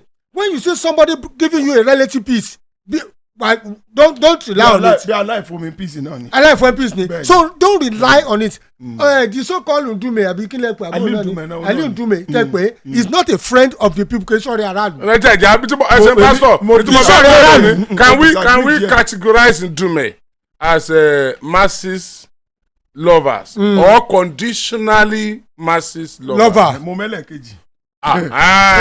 Sentiment náà la fi ń sayé tẹ́lẹ̀. No. Condition tó gbé ló jẹ́ kó náà wà lọ́sọ̀rọ̀ ni pé láàrin àwọn èèyàn rẹ̀ tí wọ́n jọ ń náà wà ń pọ́npọ́ ohun wọn ọ̀sọ̀ kan mọ́ kò rojú re wọn mọ́ wọ́n ti fẹ́ gba sẹ́yìn wọ́n wá wò pé bo ni kó wọn mọ́ kúlẹ̀ bí jẹ́ ń sàtọ̀ àwọn tá a jọ ń fìyà jẹ àwọn tá a pakù so àwa tí ó pakù yẹn wá yẹ ká fi ti jó tìlù tì fún káyè pàdé ẹ̀. in the characteristics manner of Nigeria bá a ṣe mọ̀ ṣe nù àwa fi jó àti ìlú pàdé wọn. fine tá a bá fẹ́ change tá a fẹ́ kú ònípò jìyà kú tá a fẹ́ di mọ́ jìyà kú. àwa ní fìlù pàdé wọn mọ́ mo ti yé mi ṣùgbọ́n báyìí àwa ti ronú dé level yẹn. kí ló sọ inú ìrànlọ́ yìí. Kyari ọlọ́pàá ń bọ̀ ọba àlùjáde wọn lọ pàdé rẹ̀. lọ́dọ̀ wọn àwọn tó jẹ́ ń bẹ̀ àwọn tí ń bára sọnù aṣọkẹ́ tọ́rọ náà wọ́n wọ̀ tẹ́lẹ̀. ẹni tó jalè lẹ́ẹ̀kan ni tó lọ dàrán borí. aṣọ lè lọ dàbòrà. Fẹ́mi oní family ìwà ló wà dán family. sọ̀ngbọ́ àwọn oríṣi àwọn nǹkan ló ń ṣe nínú family yẹn ọmọ yẹn wà lọ gbòòrò wà ní dádì mi wọn dá o dabari dádì mi kìnnì kan how will you feel. mo ń bọ̀ a ṣe DNA ẹ̀dẹ̀ lè result sí pé kẹ̀yọ owó ẹ̀yà wo àbí tí mo try láti sọ yẹn ó ti jẹun ní family tẹ́lẹ̀ ó ti mú mi dádì tẹ́lẹ̀ but because of one thing or the other ṣé ọmọ mi wá jáde wọ́n sọ pé bàbá ó wá pọ̀ ọmọ yẹn lólóòótọ́ oṣù olódodo. wọ́n pè lólóòótọ́ torí pé orí òótọ́ yẹn sọ. orí òótọ́ yẹn sọ even though he has been part of it before tó o bá wà nù ẹgbẹ́ tó ti sign punishment tó yẹ kan fún náà fún yẹn. àwọn aláwa wò ó. even more than ètò obvious nìyẹn yóò jẹ àwọn ìyá kan lábẹ́nu. good èmi ò pé wọ́n ṣe. tó náà nílé sọ faraàlú. kò nílé sọ faraàlú. nítorí pé nǹkan wa tí ẹ jọ ń jẹ ni wọ́n yọwọ́ ẹ̀ kú.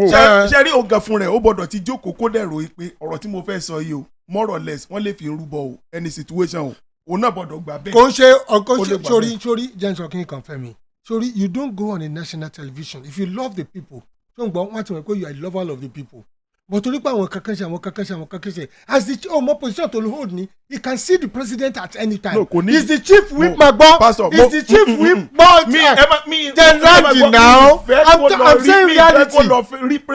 gbọ́mọ̀ when you belonging ẹ wo let's try to differentiate between a patriotic Nigerian ṣẹ́gbọ́n and a Nigerian tó jẹ́ pé is a deceiver of the people jẹ́ pé deception náà fi ń ṣiṣẹ́ gbogbo eléyìí tí mo rí going on national paper crying wọ́n pè ní crocodile tears ní wọ́n pè ṣùgbọ́n they deceive us they tend to see us ó ní ambition ní gbogbo tó ṣe he has his own ambition. I think there must be certain sentiment téèyàn máa dùn. Okay. I agree with you ṣùgbọ́n lọ́dọ̀ mi rọ́ mi expect kó lọ rí president lẹ́yìn let them talk if you see anything. èyàn kan sọ pé Nduma is a chameleon.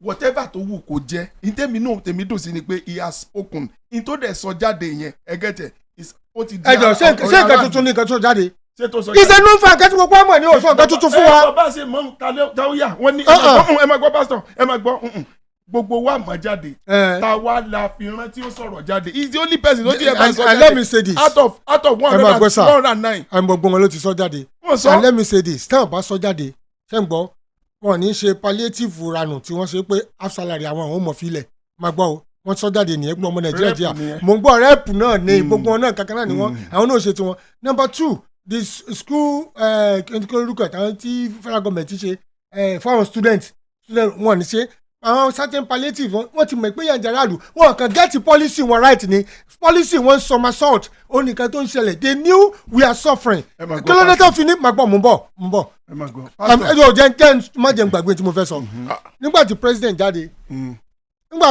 jáde tó ní let the masses breathe let the people breathe ṣé ń gbọ́ tó sọ jáde do you know what he's saying let's take away the strangular problem àwọn kan tá a fi dè wọ́n lọ́rùn gbogbo wọn lọ́jọ́ ń bára wọn sọ̀rọ̀ pọ̀ let the masses breathe wọ́n mọ̀ pé yà ń jara bí ẹ má gbọ́ pastor ọ̀ ní láṣẹ sọ fún wọn they know. pastor gbogbo wa pátápátá nàìjíríà la mọ̀ pé yà ń jara aráàlú o but ó kàn wọ́n tẹ̀sí lọ́rùn mọ̀lú lè ní rẹ̀ tá a láwàárán kápá mi ló wà kápá military ló wà tó sọ bá wọn pa torí pósèlú lélẹ̀ agbádá náà wọ̀ ó dẹ̀ sọ̀rọ̀ jáde ó kàn wọ́n tẹ̀sí lọ́rùn mọ́. àwa wo èmi tó ń sọ̀rọ̀ fún I will look at the genuinity of what you are saying the sincerity of what you are saying. sọ̀rọ̀ pé wọ́n kéjì tí alẹ́ mi ò ta ko tó sọ o àmọ́ ìpá ń jìyà tani ọmọ ìpá ń jìyà. àmọ́ gbọ́sẹ̀ láti ẹ̀ ti lè sọ jáde kó wọ́n jẹ despite the fact pé ó belong sínú association yẹn ó belong sínú party yẹn.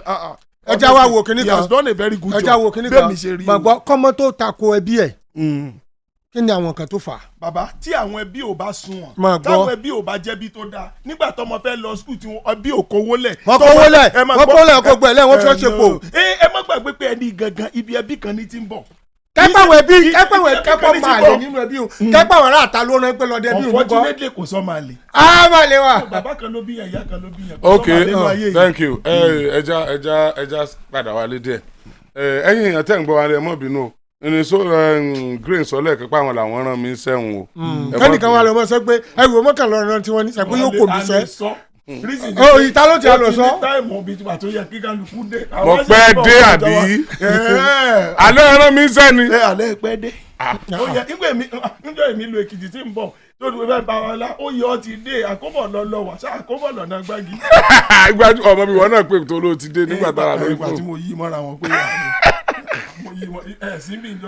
ẹ tán bá ti mọ̀ pé onírin àrè ni kò nídìí kẹ́ ẹ gbàgbọ́ lọ títí bó lọ tàrẹ́tì kan ẹ kọ̀kọ́ dájú ẹ̀ náà. honourable speaker ẹ̀yin ẹ̀yẹ tẹ́ ń gbọ́ alẹ́ má bínú ẹ dákun ẹ foríjì mi honourable speaker ọmọlúfẹ́ balọ́lá Gray mo rí ròyìn kan bí ẹ dákun ìjọba àpapọ̀ ti fọwọ́ sí 70,000 naira owó àwọn òṣìṣẹ́ tó kéré jùlọ táwọn state ti lọ pẹ̀lú ẹ̀ ẹni nìyẹn táwọn àti ẹ̀gbọ́rọ̀ lánàá àwọn òṣìṣẹ́ àfaramọ́ o èyí tá a kàn rí sí ni pé union ready to shut down states that fail to pay 70,000 naira ètùtù mọ̀ sí pé àwọn ti faramọ́ 70,000 naira láti 240 something àbí 400 and kìnnìkan. 480 àbí nǹkan bí 85 naira kan. láti 400 plus. dígbà tẹ fẹ́ rẹ̀ rán ni. wọ́n àgbẹ̀ ọwọ́ gẹ́gẹ́ báyìí. ewé tí ni wọ́n fẹ́. bọ̀ ìbéèrè mi ni pé mo ra ẹran kan ní ìwò mo ra kan wò. sáà ẹ mọ̀ ti rẹ̀ ọ̀hún ẹran wọ́n fọ́n ni. ẹ mọ̀ ti rẹ̀ ẹran pásítọ̀. ní wo àbí. wọ́n fọ́n ahọ́n ẹran ni. ìlú mọ́tò mo ti rà. ìwọ kì í fọ ẹran. alájú àmọ́ sì fọ ẹran. kí n tó dé bàdàn. ìwọ kì í fọ ẹran. bọ́ọ̀lẹ̀ kí n tó dé bàdàn báyìí ó sì ti rí pẹlẹbẹ báyìí. àṣẹ nígbà tí bọ́ọ̀lù jò ní. Ìbàdàn náà ni. Ìbàdàn ní ti rà tẹ́lẹ̀ wọ́n láwọn dé Ìbàdàn ló wá ara ọlọ́lẹ̀ ẹ̀ tí mo gbọ́dọ̀ ẹbí kankan mo tún gbé bọ̀ ní gbọ́dọ̀ yìí ló yẹ. ẹ wo òkìkí ẹ mọ sọ̀rọ̀ yìí lọ yìí. àwọn òwò ń retí mi gan láàárọ̀ yìí mo ń lọ wo báyìí wọ́n ń retí mi. ewu kọ́ mo ti rẹ̀ rán. yes àwọn kankan jọ mí lójú nípa negotiation yìí bá a ṣe ń bá a lọ bá a lọ níjọ́ ta ti ń sọ bọ̀ àti ìrí ijọ́ tí wọ́n sọ pé federal government sọ pé àwọn sọ 70 o àwọn òṣìṣẹ́ faramọ́ o àbí wọn faramọ́ àwọn owó tíjọba àpapọ̀ ń fi ta àgbọ̀ 70 nínú ẹ̀ nígbà negotiation níta kan gbọ́ ni pé federal government ti approve 70 ọ̀dà ìpa gbọ́ngbà tán sọ 62 so ìgbà tí wọ́n 38,000 wá gùn. àmọ́ mo rò pé irú negotiation bẹ́ẹ̀ yẹn tó kó gbogbo ọmọ Nàìjíríà pọ̀ bẹ́ẹ̀ yẹn ó yẹ kán sọ pé ok ìjọba àpapọ̀ ti sọ pé àwọn sàn yé báyìí o àwọn labour leaders wọ́n fọwọ́ sí o lẹ́yìn ìgbà yẹn láwa gbọ́ the final approval from the president so akàngbọ́ final approval of 70,000 naira ni now negotiation yẹn tó lead sí 70,000 naira yẹn ṣé àwọn leaders NLC àti trade union leaders tí wọ́n padà wá sọ fún ẹ̀tọ́ náà wọ́n ń ṣe táwọn ẹ̀tọ́ náà wọ́n ń ṣe ní àti faramọ́ 70 o kíjọba lọ fọwọ́ sí ṣé àìsọ̀rọ̀ ní ìsìn àwọn national leaders of national labour leaders àìsọ̀rọ̀ ní ìsìn wọn ṣé gbogbo àwọn òṣìṣẹ́ yẹn ni wọn ò sọ̀rọ̀ ni àbáwọn leaders ni wọ́n ti wà ní ibì kan níbi mẹ́nu mọ́ tí wọn ò lè sọ̀rọ̀ tí wọ́n fi dákẹ́. ṣé nǹkan sọ ní pé bí wọ́n ti gba nǹkan.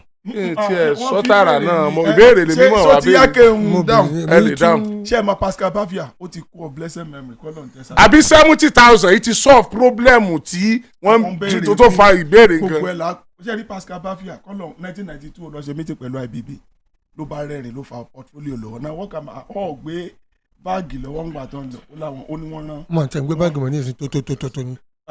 kò sáyà láti gbà yẹn wọ́n ní wọ́n rán sí àwọn workers ni wọ́n dẹ̀ lọ jíṣẹ́ tí wọ́n rán wọn gbogbo ẹ̀ lọlẹ̀. nígbà míì téèyàn bá sọ̀rọ̀ téèyàn ò bá sọ̀rọ̀ jáde consent mi èèyàn ti fún níyẹn ní consent nìyẹn pẹ̀lú wípé gọ́ọ̀mẹ̀ntì mention 70,000 naira tán dẹ̀ sọ̀rọ̀ lé lórí ó fi hàn pé gbogbo wọn unanimously wọ́n ti agree wípé 70,000 naira lọ. àwọn wo. àwọn workers both TUC and NLC. àwọn leaders. àtàwọn tí wọ́n tẹ̀lé lẹ́yìn. for example táwọn tó tẹ̀lé yìí ó yẹ wọ́n máa lẹ̀kọ́ mọ́ NLC secretariat but wọ́n ti agree lábẹ́nú nìyẹn. but the question is but ìbéèrè ni pé àwọn tí wọ́n tẹ̀lé wọn ní voice now. àyàfi ta ló máa coordinate wọn tí ó kó àwọn tọ̀yọ̀ mọ́ tèkó tí ó kò tèkó mọ́ tàbújá tí ó kò tàbújá mọ́ ti Kaduna nígbà tó yẹ pé wọ́n ti fọ̀rọ̀ sí leaders wọn lẹ́nu. ìjọba ti ṣe lọ́hùn làwọn ṣe. wọn lẹ́nu tẹ́lẹ̀ wọn lẹ́nu ìjọba. ṣé láwọn leader wọn tí wọ́n rán lọ wọ́n ti jọ tí wọ́n bá ti jọ agree lọ́hùn wọ́n ti gbà pé ń làwọn ṣe but lórí ọ̀rọ̀ ti state nìkan lèmi lérò pé bóyá ọ̀rọ̀ máa wà lórí ẹ̀sìn because NLC ready láti gbé igba wàhálà kaná ní state tí ò bá ní san 70,000 kí state dẹ̀ tó lè sọ pé mi ní san 70,000 naira ṣe pé bí yéésì ó sàn ẹ̀yìn àpò yín wò pé ṣé n tó ń wọlé àti n tá ń gbà sókà nǹkan tá a fẹ́ san meanwhile state ò lè rí rọ́pa because ọwọ́ àwọn civil servant ni gbogbo àwọn nǹkan yìí ń dé sí wọ́n mọ̀ bóyá wọ́n lágbára àti san tàbí wọ́n lágbára àti mọ̀ san bọ́mí ìbá sọ pé kó tó di pé yóò lájà lọ kí wọ́n bẹ̀rẹ̀ negotiation tí wọ́n báyìí. ṣe rí ọ̀rọ̀ ọba àṣẹ ni ọ̀rọ̀ ọba ẹnìkan ló sọ ń bẹ́lẹ̀ ó ní once he spoke twice I heard that power belongs unto God ṣé rí gbogbo ìrègbè tán ti ń ṣe látijọ́ yìí àgbà 2000 ní àgbà kìíní kan ní tán ṣe ìrègbè ni because they couldn't agree on anything tangible. President wa sọ pé okay kan fún ní 1 week òun ó consult whether he consulted or did not consult there was a template already tínú àwọn òṣìṣẹ́ kan ti ń dùn sí ní state kan tí Ọbaṣẹ́kì ti gbé owó wọn even gan before tó ti gbé 70,000 tínú àwọn òṣìṣẹ́ ibẹ̀ dẹ̀ ń dùn sí that's a template kan nìyẹn so for the president to come out ẹ jẹ́ n sọ tọrọ kan fún yín tí n bá wo fídíò yẹn gbòsàgbòsà náà gbé fún president báyìí nígbà tí ó tán àwọn tó gbọ́ tó lọ bẹ̀ àwọn TUC NSC àtàwọn officials wọn escorts tó lọ bẹ̀ gbòsà ẹ dẹ̀ rí i pé which means they have unanimously agreed with what the president said ẹ jẹ́ sọ yín kan fún yín o mo lè pè yín o ó ṣeé ṣe o kíni a ti wo gbogbo awuyewuye yín a sì ti fi ẹnu ẹ̀ sọlẹ̀ síbì kan nítorí pé a fẹ́ kẹ́ ẹ dàbí ẹni tó fẹ́ dàlúrú a sì fẹ́ kákòókò yín dàbí ẹni tí ò fẹ́ràn ìjọba yìí ìdí tá a fi gbé sí 70,000 naira nìyẹn tí mo sì fẹ́ kí gbogbo yín kẹ́ ẹ gbà wọlé ṣe pé there is a tone of authority threat and ultimatum. ó tún bá nǹkan dé. torí tè tó bá dé yẹn wọn substantiate ẹ kò sígbà tẹ anybody jókòó tí ò ń gba nǹkan kò sígbà so for them láti wá sọ pé àwọn ti agree ṣé ń gbọ́ sí 70,000 naira yẹn wọ́n ti speak on behalf of all the workers. That's all. But charity state gangan ẹni pé Tinubu dẹ̀ sọ̀rọ̀ kan ó ní the minimum wage for all federal workers. All federal workers be 70. ṣẹ́rí gbàmí táwọn ìbá sọ̀rọ̀ kì í underline àwọn content inú ẹ̀. All federal workers. N sọ nìyẹn tó bá gbé lọ sí legislation tó bá gbà wọlé o ṣé gbọ́ but the president already spoken wípé the minimum wage for all federal workers tó bá gbé lọ sí legislation wọ́n sọ minimum wage in Nigeria kan gbà in the constitution 30,000 tí wọ́n sọ state mélòó ló sí 30,000. mo bọ̀ tabanika gbàgbọ́ sórí ọ̀rọ̀ state máa gbọ́ kò sí state tí ò ní lè san báyìí. máa farabalẹ̀ fẹ́ mi you see you are talking about kò sí state tí ò ní lè san there is going to be the wọ́n máa ń pè ní at what cost. Do you understand? Television kankan ló máa ń ṣe kíní kan á pè ní costly kíní kan àbí nǹkan cost effective at what cost ni ọ̀pọ̀lọpọ̀ state ní sin Nigeria multiple taxation. Driving license kíní driving license táǹgbà tẹ̀lé ó ti wọ́n sí. Number one vehicle license táǹgbà ní 7,000 5,000 ó ti di 32,000 27,000. Are you get what I'm saying? Little thing tó bá ṣẹlẹ̀ báyìí àwọn èèyàn ń gbéwèé kiri ìta ní báyìí they are the prosecutor and the judge. Tó bá ti dáná tàbí tó bá ṣe kankan tàbí tó gbogbo àwọn agencies yẹn wọ́n ń gbéwèé kiri ní báyìí nísìn and no excuse dẹni tó bá ti mú ẹ they are both the prosecutor and the judge èmi ò mọ bí tó ti ń ṣẹlẹ̀ kò sí kóòtù kankan tó gbé ẹ lọ́wọ́ fi jáwèé fún ẹ ẹ rí i pé multiple taxation ti ń kill àwọn èèyàn already ó tún máa kill àwọn èèyàn sí because the state will look for money to sustain that or else wọ́n sáàkì àwọn èèyàn wọ́n retrench wọ́n dẹ̀ nígbà àwọn èèyàn wọlé mọ́. Are you getting what I'm saying? This is what some of the states will do. Èmi rò pé kò sí states tí ò yẹ kó san because allocation wọn náà ó ti wà increased. But still let me tell you something. Owó tí state fi ń gbéra jù lówó local government. Wọ́n dẹ̀ ti gbà lọ́wọ́ wọn báyìí. Sọ̀rọ̀ gbọ́sẹ̀. Ó ń yé ọ ó ń yé ọ níwájú láàrin ìwọ àtọ́lọ́hún. Mo mọ̀ bẹ́ẹ̀ ni. Ọmọ tó ń lò tó fi ń gbádùn ayé ẹ o. Ó yé mi ṣùgbọ́n ẹ dúró. Ní tó fi lè mú Edo state tó fi lè sọ wípé àwọn máa san 70,000. Edo state ṣe nẹ́tẹ̀ dẹ́ta state. Mo ń bọ̀ pastor nomenclature ẹjẹ́ àjọ nomenclature ẹ̀ kúrò náà tó fi lè mú Edo state tó fi sọ pé àwọn ó san 70,000. Mo gbà pé all producing kìíní ni wọ́n. ìsílẹ̀ ni Ọ̀ṣun ọ̀sán nìyẹn. Ọ̀ṣun ti láwọn ò ní problem wọ́n lẹ́ni tí táwọn ti fọwọ́ sílẹ̀ àwọn sàn wọ́n sọ ṣàpẹ́ bẹ́ẹ̀ ni wọ́n ti ń transmit gbogbo náà wá. ibẹ̀ ní kíní ibẹ̀ ní ẹgbẹ́ ní sí máàkì wọ́n gbà pé wáyà kíní wáyà gánagánà tó ń bọ̀ láti kanji wọ́n gbowó kan tó special lórí wọn. ẹni náà jẹ́ bọ́dì náà ẹ ti sẹ̀mí bẹ́ẹ̀ ni industrialization wa. níbo lẹ́pàá bọ̀. ká mọ̀ sẹ̀mí náà lọ́dọ̀ ọlọ́mọ jẹ̀mí wa òkun bá mi. no àní wọ́n ti ń offend mi pẹ̀lú nǹkan tó ń sọ. ẹ sọ Yorùbá ṣé ẹjọ́ ṣé nítorí wáyà wọn gan wọn. wáyà pọ̀ lọ́dọ̀ yín. tó wà níbi òkè bí àmọ́ ṣé ìyẹn ni ẹ̀fọn kò wà lọ́sùn. Ọ̀ṣun ò lè san. Ọ̀ṣun ti láwọn ò san o. Ọ̀ṣun ti láwọn fúnra ẹ̀ sọ pé tí Ẹdó fi lè san. Ó ti láwọn ò san pé tọ́mátì fọ́ọ̀sì lòun ò san.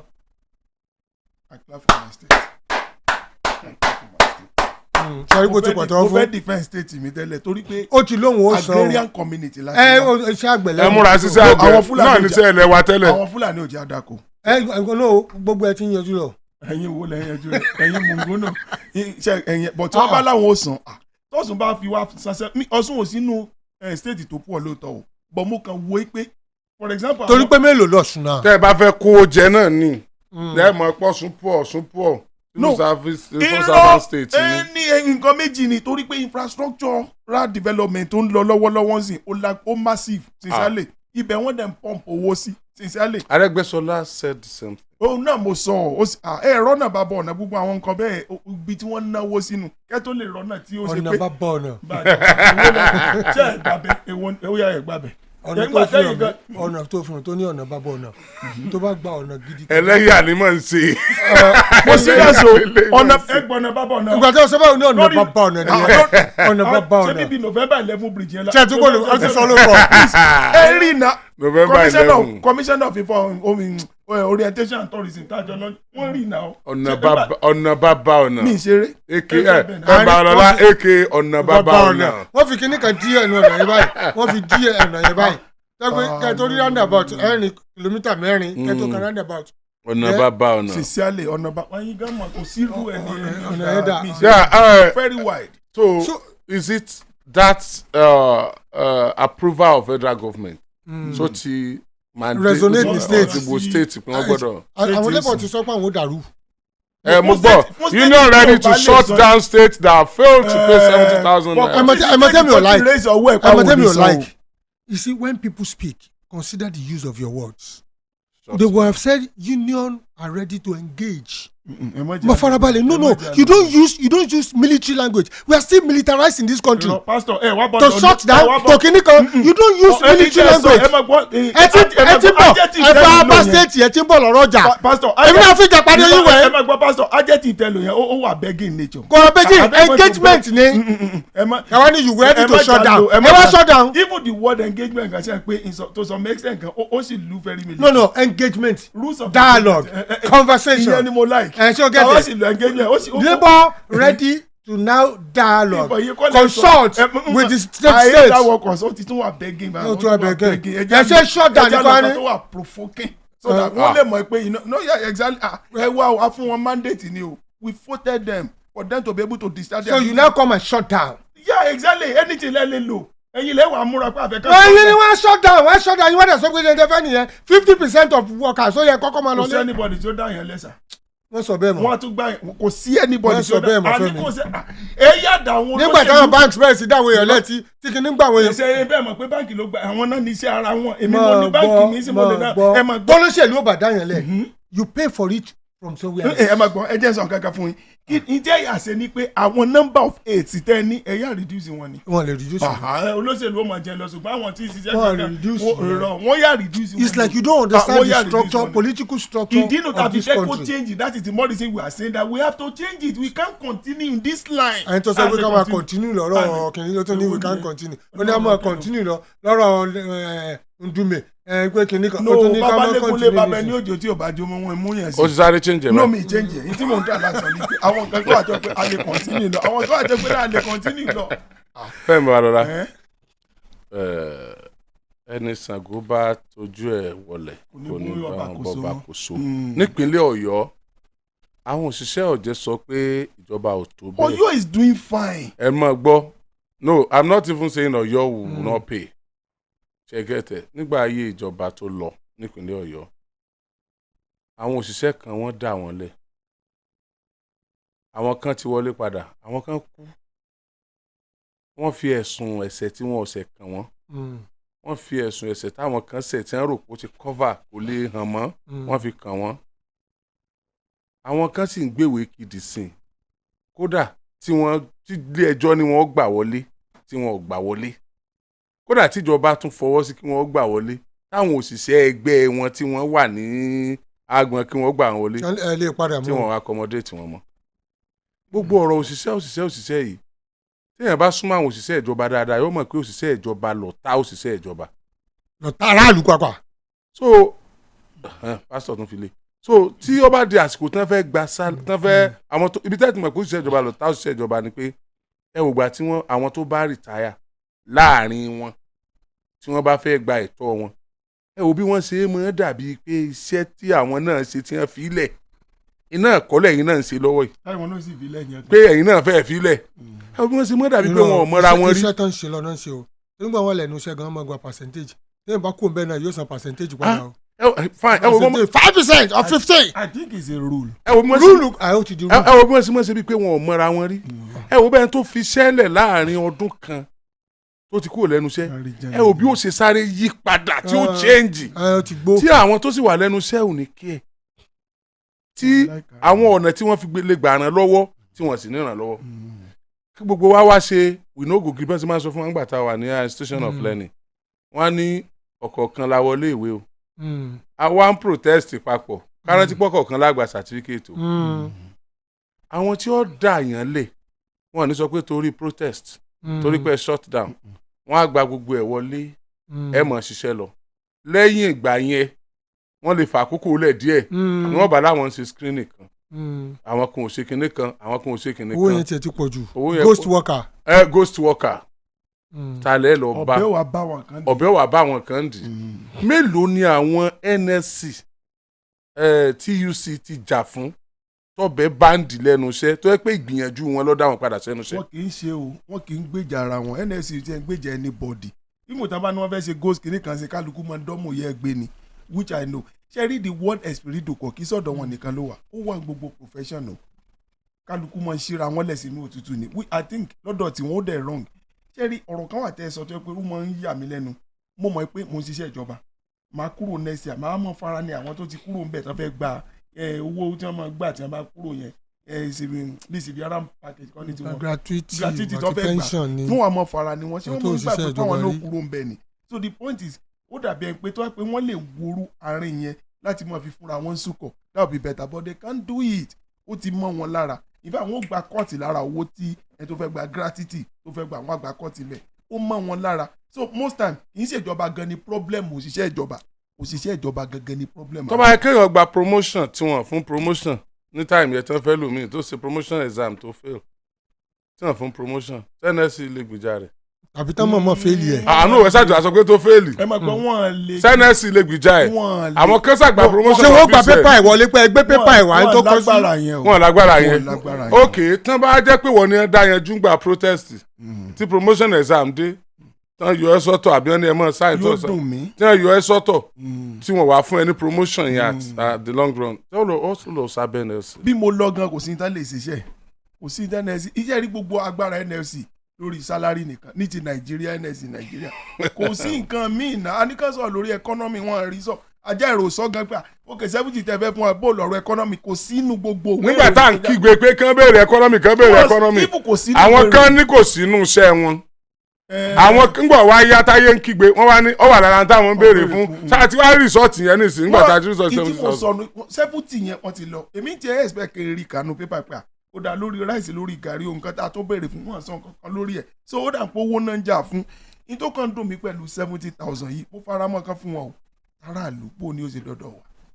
wọ́n ti ní ìtòbá fọ́nlẹ̀ lẹ́mọ̀ jẹ́ máa gbọ́ government is making àwọn certain government some state government ṣùgbọ́n federated states la run some state governments are making arrangements for ordinary folks níta tí wọn kì í ṣe òṣìṣẹ́ ìjọba wọ́n fún wọn ní credit facilities ń wà empowerment ń wà máa gbọ́ tí gọ́ọ̀mẹ̀ntì arrange let's not àwọn kan wà máa gbọ́ tí wọ́n àwọn ti ṣe fọ́pọ̀lọpọ̀ then let me tell you something the only thing tó ń fà àwọn tó ń dàrú pátápátá the governor cannot come and start distributing money the governor cannot come kó dẹ̀ look into credit facilities àwọn àjọ kan ni so àwọn tó ń dàrú ṣùgbọ́n àwọn tó ń dàrú ó ní àwọn civil servants wọ́n gbalẹ̀ olè wọ́n ṣe ogbó nǹkan kan àbí ọ̀nà tí ń dàrú ọ̀nà tí ń ṣèwé jáde ta ló fi hàn wọ́n ta ló ń sọ fún wọn pé ilẹ̀ ilé ìwé kàǹtẹ̀ wájú it is the same civil servants that are doing that go to some of these ministries you see corrupt ministry officials very corrupt ṣùgbọ́n àwọn nọ́mbà àwọn saboteurs náà ń pè wọ́n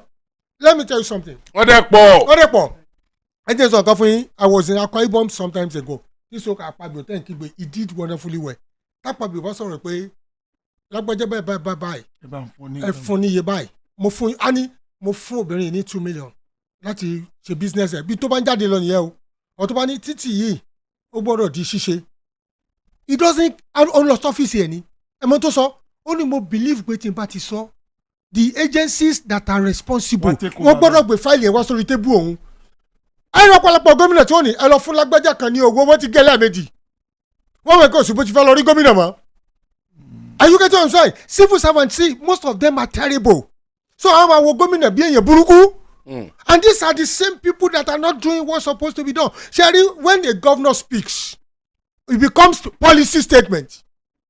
Àwọn agencies tó wà responsible, àwọn ni wọ́n wá wò pé ó yá kí ní tẹ̀sán ní ọ̀gá, á dẹ̀ sign ẹ̀, wọ́n dẹ̀ lọ implement ẹ̀. But during the time of implementation, ẹ bèrè pé bò ní ti implement ẹ̀, ṣé gómìnà ni ó lọ implement ẹ̀? That's why we have functioning ministries responsible for different activities of government, fulfilling the dream and the vision of the leader.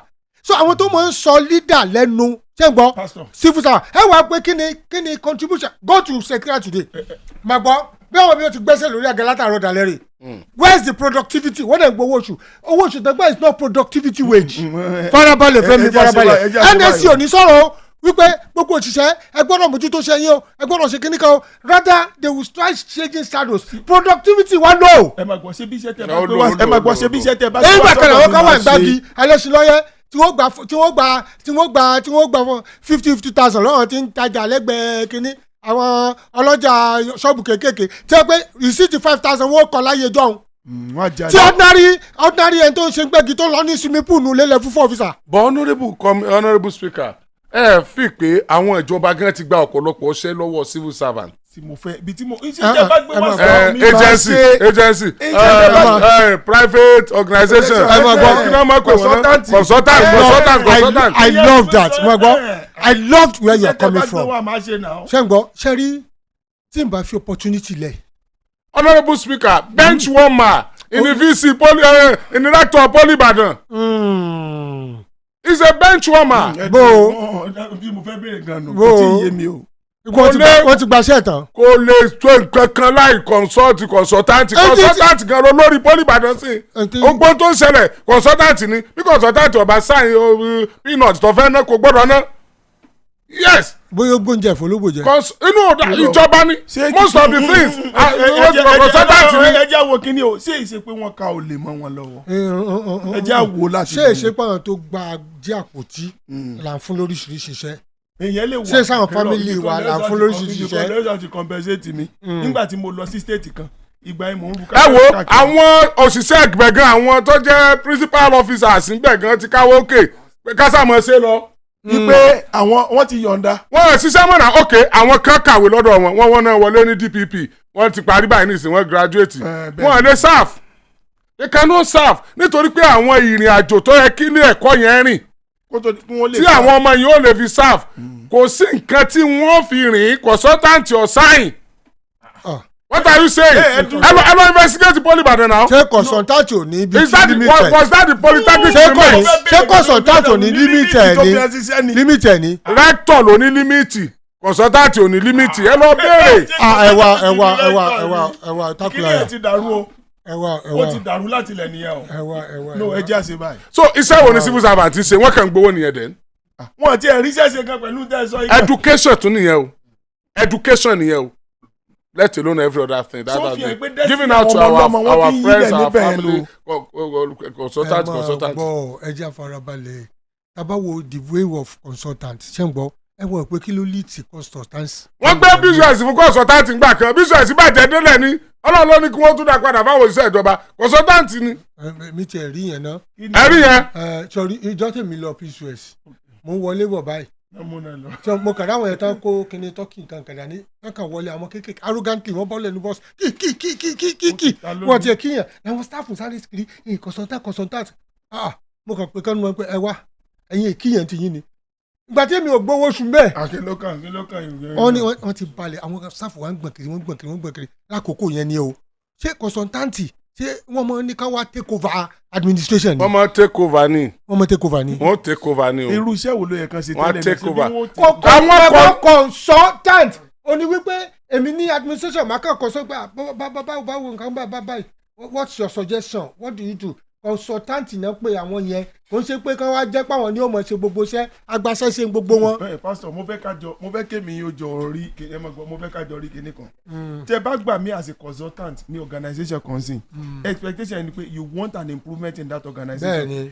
èmi ni màá wá lọ jókòó màá wo ọ̀nà wo ni mo lè gbé nǹkan yẹn gbà tí improvement yóò fi wà then there shouldn't be anything called administrative lapses àbí iṣẹ́ bọ̀dọ̀dọ̀ overlap ara wọn but tẹ bá gbà mí as consultant ó fi hàn pé number one wọ́n ti rí àwọn kùdìẹ̀kùdìẹ̀ látọ̀dọ̀ yín number one number two wọ́n dẹ̀bẹ̀ kẹ́ straighten record yẹn. number two wọ́n rí pé mọ̀ṣẹ́. bọ̀ kò yẹ kán wá strip yín ní authority àti responsibility yín náà because mi ní lè ṣe. wọ́n strip òun ni wọ́n mọ̀ jábọ̀ fún consultant di ọ̀gá òun ni wọ́n mọ̀ jábọ̀ fún. so that means pé lórí discretion mi ni wọ́n mọ̀ jábọ̀ fún for example nísìnyí ẹ̀fọ̀n ní ká fẹ́ gbowó òta nísìnyí wọ́n ní owó lórí àwọn ọmọ cycle consultant wọ́n gbé fún wọ́n ṣe ministry of works ni wọ́n gbé fún kèdè ṣe inland revenue ni wọ́n gbé fún. ẹ máa gbọ́ ẹ gbà mí consultant yìí iṣẹ́ ti gbà mí báyìí iṣẹ́ olè ni mo wá ṣe lọ́dọ̀ ọkùnrin ẹ̀yin ló kọ́ sí mi. iṣẹ́ olè ni mo wá ṣe lọ́dọ̀ yìí iṣẹ́ olè ni because gbé mi náà bí ọbẹ̀ ó ṣe pọ́n.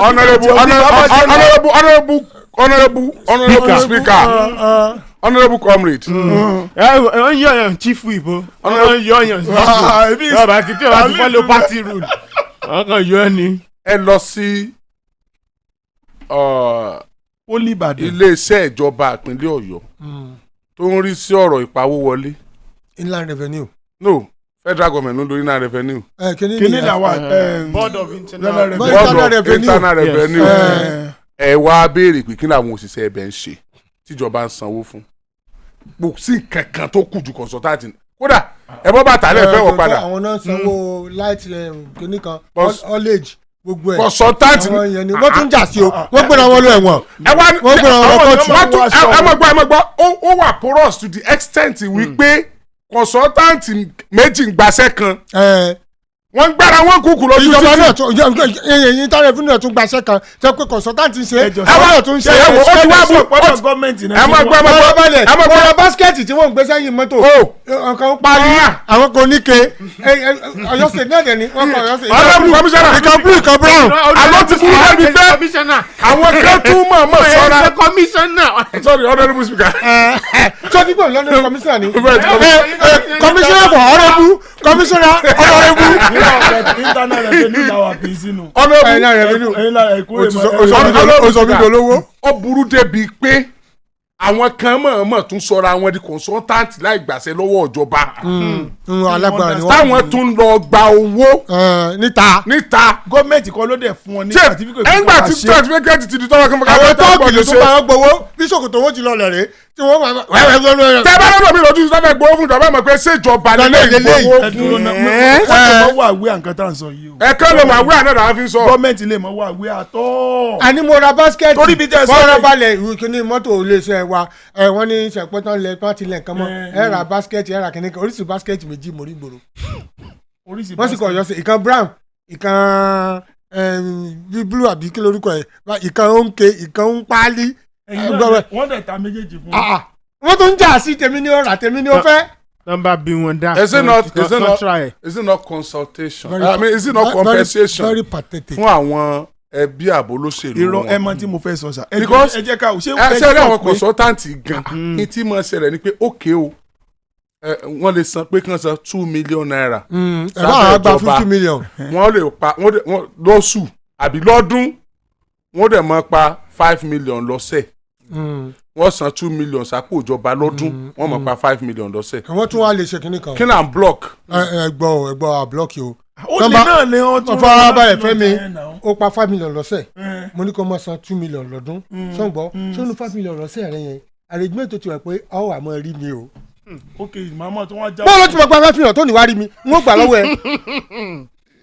ó jalè fún mi bẹ́ẹ̀. iṣẹ́ olè sá là ń ṣe kiri. iṣẹ́ olè kọ́ iṣẹ́ ọgbọ́n ni. iṣẹ́ olè nìyẹn iṣẹ́ olè là ń ṣe yẹn. ṣé you understand. so báwo ni òṣìṣẹ́ ìjọba èmi wá àgbẹ̀. báwo la ṣe la dóṣìṣẹ́ ìjọba dúró tí productivity ó fi wà dáadáa ní ìṣẹ̀lẹ̀. báwo la ṣe dóṣìṣẹ́ ìjọba dúró tí ó ní effect. ṣé àwọn kébi tóṣìṣẹ́ ìjọba máa ń ṣáàṣì náà ni pé tí wọ́n bá ṣàkà wọn iye tí wọ́n lù sí lọ́sẹ̀ yìí tí wọ́n ṣe. ọ̀nà iṣẹ́ àdúgbò fi ní yìí tó tọ́nà. wọn ní consultant ni o ẹ wò ní ọ̀ṣungbà kan tán lọ sí ibi 6 months kan náà fi lọ lọ́yẹ̀ kínní ẹni ẹ tẹ̀ sọ́kùn ò tiẹ̀ fíìlì mọ́ ìpọ́n lọ. ẹ jọ sà kíní kan mo fẹ́ rí wọ́n gba consultant bóyá láti fi di leakages ibi táwọn òṣìṣẹ́ ìjọba ti ń jí owó according to government ṣùgbọ́n báyìí gan nígbà tẹ́ ra wọn gba consultant fún. ẹ máa gbọ́ ẹ ti lọ́nà òwe bẹ́ẹ̀ yẹn o wọ́n dàbí pé nísìn ẹ lọ gba àwọn olè kan wá láti wá wọn jà jọ. irọ́ àwọn tá a fẹ́ compensate ni. no kò sí ìjọba tó lè sọ fún wa pé torí leakages ló ń sọ consultant níbi táyé dé dúró yìí. no technology lẹ technology sọ yẹn. ministries wà structure wà tó lè check. ìyẹn gan ló ń jẹ́ kó wọ́ lọ because àwọn consultant nísìn alójú títì náà ti ń gba cash ibẹ̀ wọn ó ti já receipt fún ọ tí wọn ó gbélé ọ lọ ẹlòmíín gbé pos nínú wọn tó bá dẹ̀ jẹ́ pápá ìjọba là ń sanwó sí pin ni it's not even account. pin ni tó bá ti mú pin yẹn dé bank ó ní mystery tó ń lọ àwọn náà dẹ̀ kíjọba state náà dẹ̀ sàkáǹtì wọn bíi ti federal tí gbogbo àkáǹtì ó wà checked tsa single account pin ni a fi sanwó ẹni tó bá lóun fẹ́ gbowó lọ́wọ́ mi ní ìtọ́jẹ́ owó ìjọba nígbà bá jẹ́ pé mo mọ̀ wípé píìnì ló fún mi àkáǹtì ìjọba mo lọ san sí lóòótọ́ ọkàn mi ò balẹ̀ wípé ìjọba mo sanwó fún. what is the need for consultant then nígbà tí irú nǹkan bẹ́ẹ̀ ti wà. ẹ kí ló dé tá àgbérù kẹ bẹ́ẹ̀ wọlé kákúlé consultant jìnnà àwọn òṣìṣẹ́ ìjọba tí ọba tó ẹ tún gba òṣìṣẹ́ ìjọba sí ẹ tún fi fún àwọn èèyàn níṣẹ́ nìyẹn kọ́wọ́ productive so ẹ sọ pé low productivity yẹn ìjọba náà tún fà. pastor wọ́n jìnnà sí reality of administration pẹ̀lú ọ̀rọ̀ tó sọ bó lèmi ó ṣe jẹ́ àwọn tí mo fọ́ quality ní ọ̀tẹ̀lẹ̀ of course o lè structured mechanism. mo sọ ní 14 nígbà election bó ni mo ṣe fẹ́ rówó. so gbogbo àwọn tẹ́ ẹ san 14 yẹn ní ìsìn wọn máa san owó fún yín. ó ní báyìí òkèlè mi ò wà máa pọ́n ẹ dákun bó mo ṣe lè rán consultant. àwọn ìsara wọn ò já mọ́ bẹ́ẹ̀. honourable speaker on a more serious note. akànbó gbogbo ẹ̀ lójú ni ìwájà padà sí di polytechnic Ìbàdàn. kí ló ṣẹlẹ̀ gan-an. kí ló fa consultanti èmi mọ̀ nípa consultanti poli Ìbàdàn o òdodo mo sì ń sọ nítorí pé mo láǹfààní àti ṣèpàdé pẹ̀lú àwọn lọ́gàá ń bẹ̀. gbogbo fact tẹ́ ẹ̀ fún wa yìí pé. I am not gambling. I know what I'm saying. I am not gambling. mo pe rector gan oríṣẹ́ ṣe. rector kí rector wábì kó wá sọ fún wa pé òun lágbára lórí poli Ìbàdàn náà. mo tí mo sọ ni rector poli Ìbàdàn mo challenge ẹ. rector kọ́ lórúkọ wọn reckless ni o. rector ni. reckless ni. ok acting náà ní sìn gan acting ní báyìí ọmọ Nàìjíríà challenge director poli Ìbàdàn kan wá jókòó lórí àga yìí kan wá sọ pé àwọn wà in charge of the polytechnic Ìbàdàn. wàhálà nǹkan tí wọ́n sọ nípa àwọn wà in charge ẹ fẹ́ kàn gbaṣẹ́ lọ́wọ́ wọn. àwọn parọ́ mọ́ra wọn. àwọn parọ́ mọ́ra wọn ọṣẹ́ ìjọba gbọ́dọ̀. ẹ má wọrí ẹ má wọrí a ní ìbéèrè tí wọn ò ní lè dáhùn kí wọ́n sọ pé àwọn wà in charge ẹ bá sì ní wọ́n ṣe nǹkan kan ẹ bá àwọn tí wọ́n lè ṣe tágbára wọn ká consultant ni náà consultant gan sọ pé Yorùbá ni. capital flight mọ nìyẹn capital flight mọ owó wọn máa ń lọ. Fúlàní bá wo ilé Buhari lẹ gbèsè fún ni ìrọmọlú kan náà tí wọn ní dìpámẹ́ntọ̀ kìíní ẹ dákun ẹjọ ẹdùn náà tó bá ṣe pé bẹ́ẹ̀ ìpè rector ò bá lágbára administratively ni o then kò sí school mọ́ nìyẹn o. irọ́ wo ni òsì school wà náà ibẹ̀ nìkan rọ̀nù ẹ̀. kò sẹ́ni tó rọ̀nù ẹ̀ náà wọ́n sọ yìí. wọ́n rọ̀nù ẹ̀ nàárẹ̀ consultant rọ̀nù ẹ̀. àtúnfẹ́ wọ education ok tó bá jẹ́ pé poli Ìbàdàn ní issue this is serious. bá jẹ́ pé poli Ìbàdàn ní issue la fi gbé consultant wọlé consultant ó wá gẹ́gẹ́ bí ìgbà tá a declare state of emergency ni. bẹ́ẹ̀ ni láti lọ. nígbà tá a ti survey situation yẹn. there you go. creator padà sí normal system.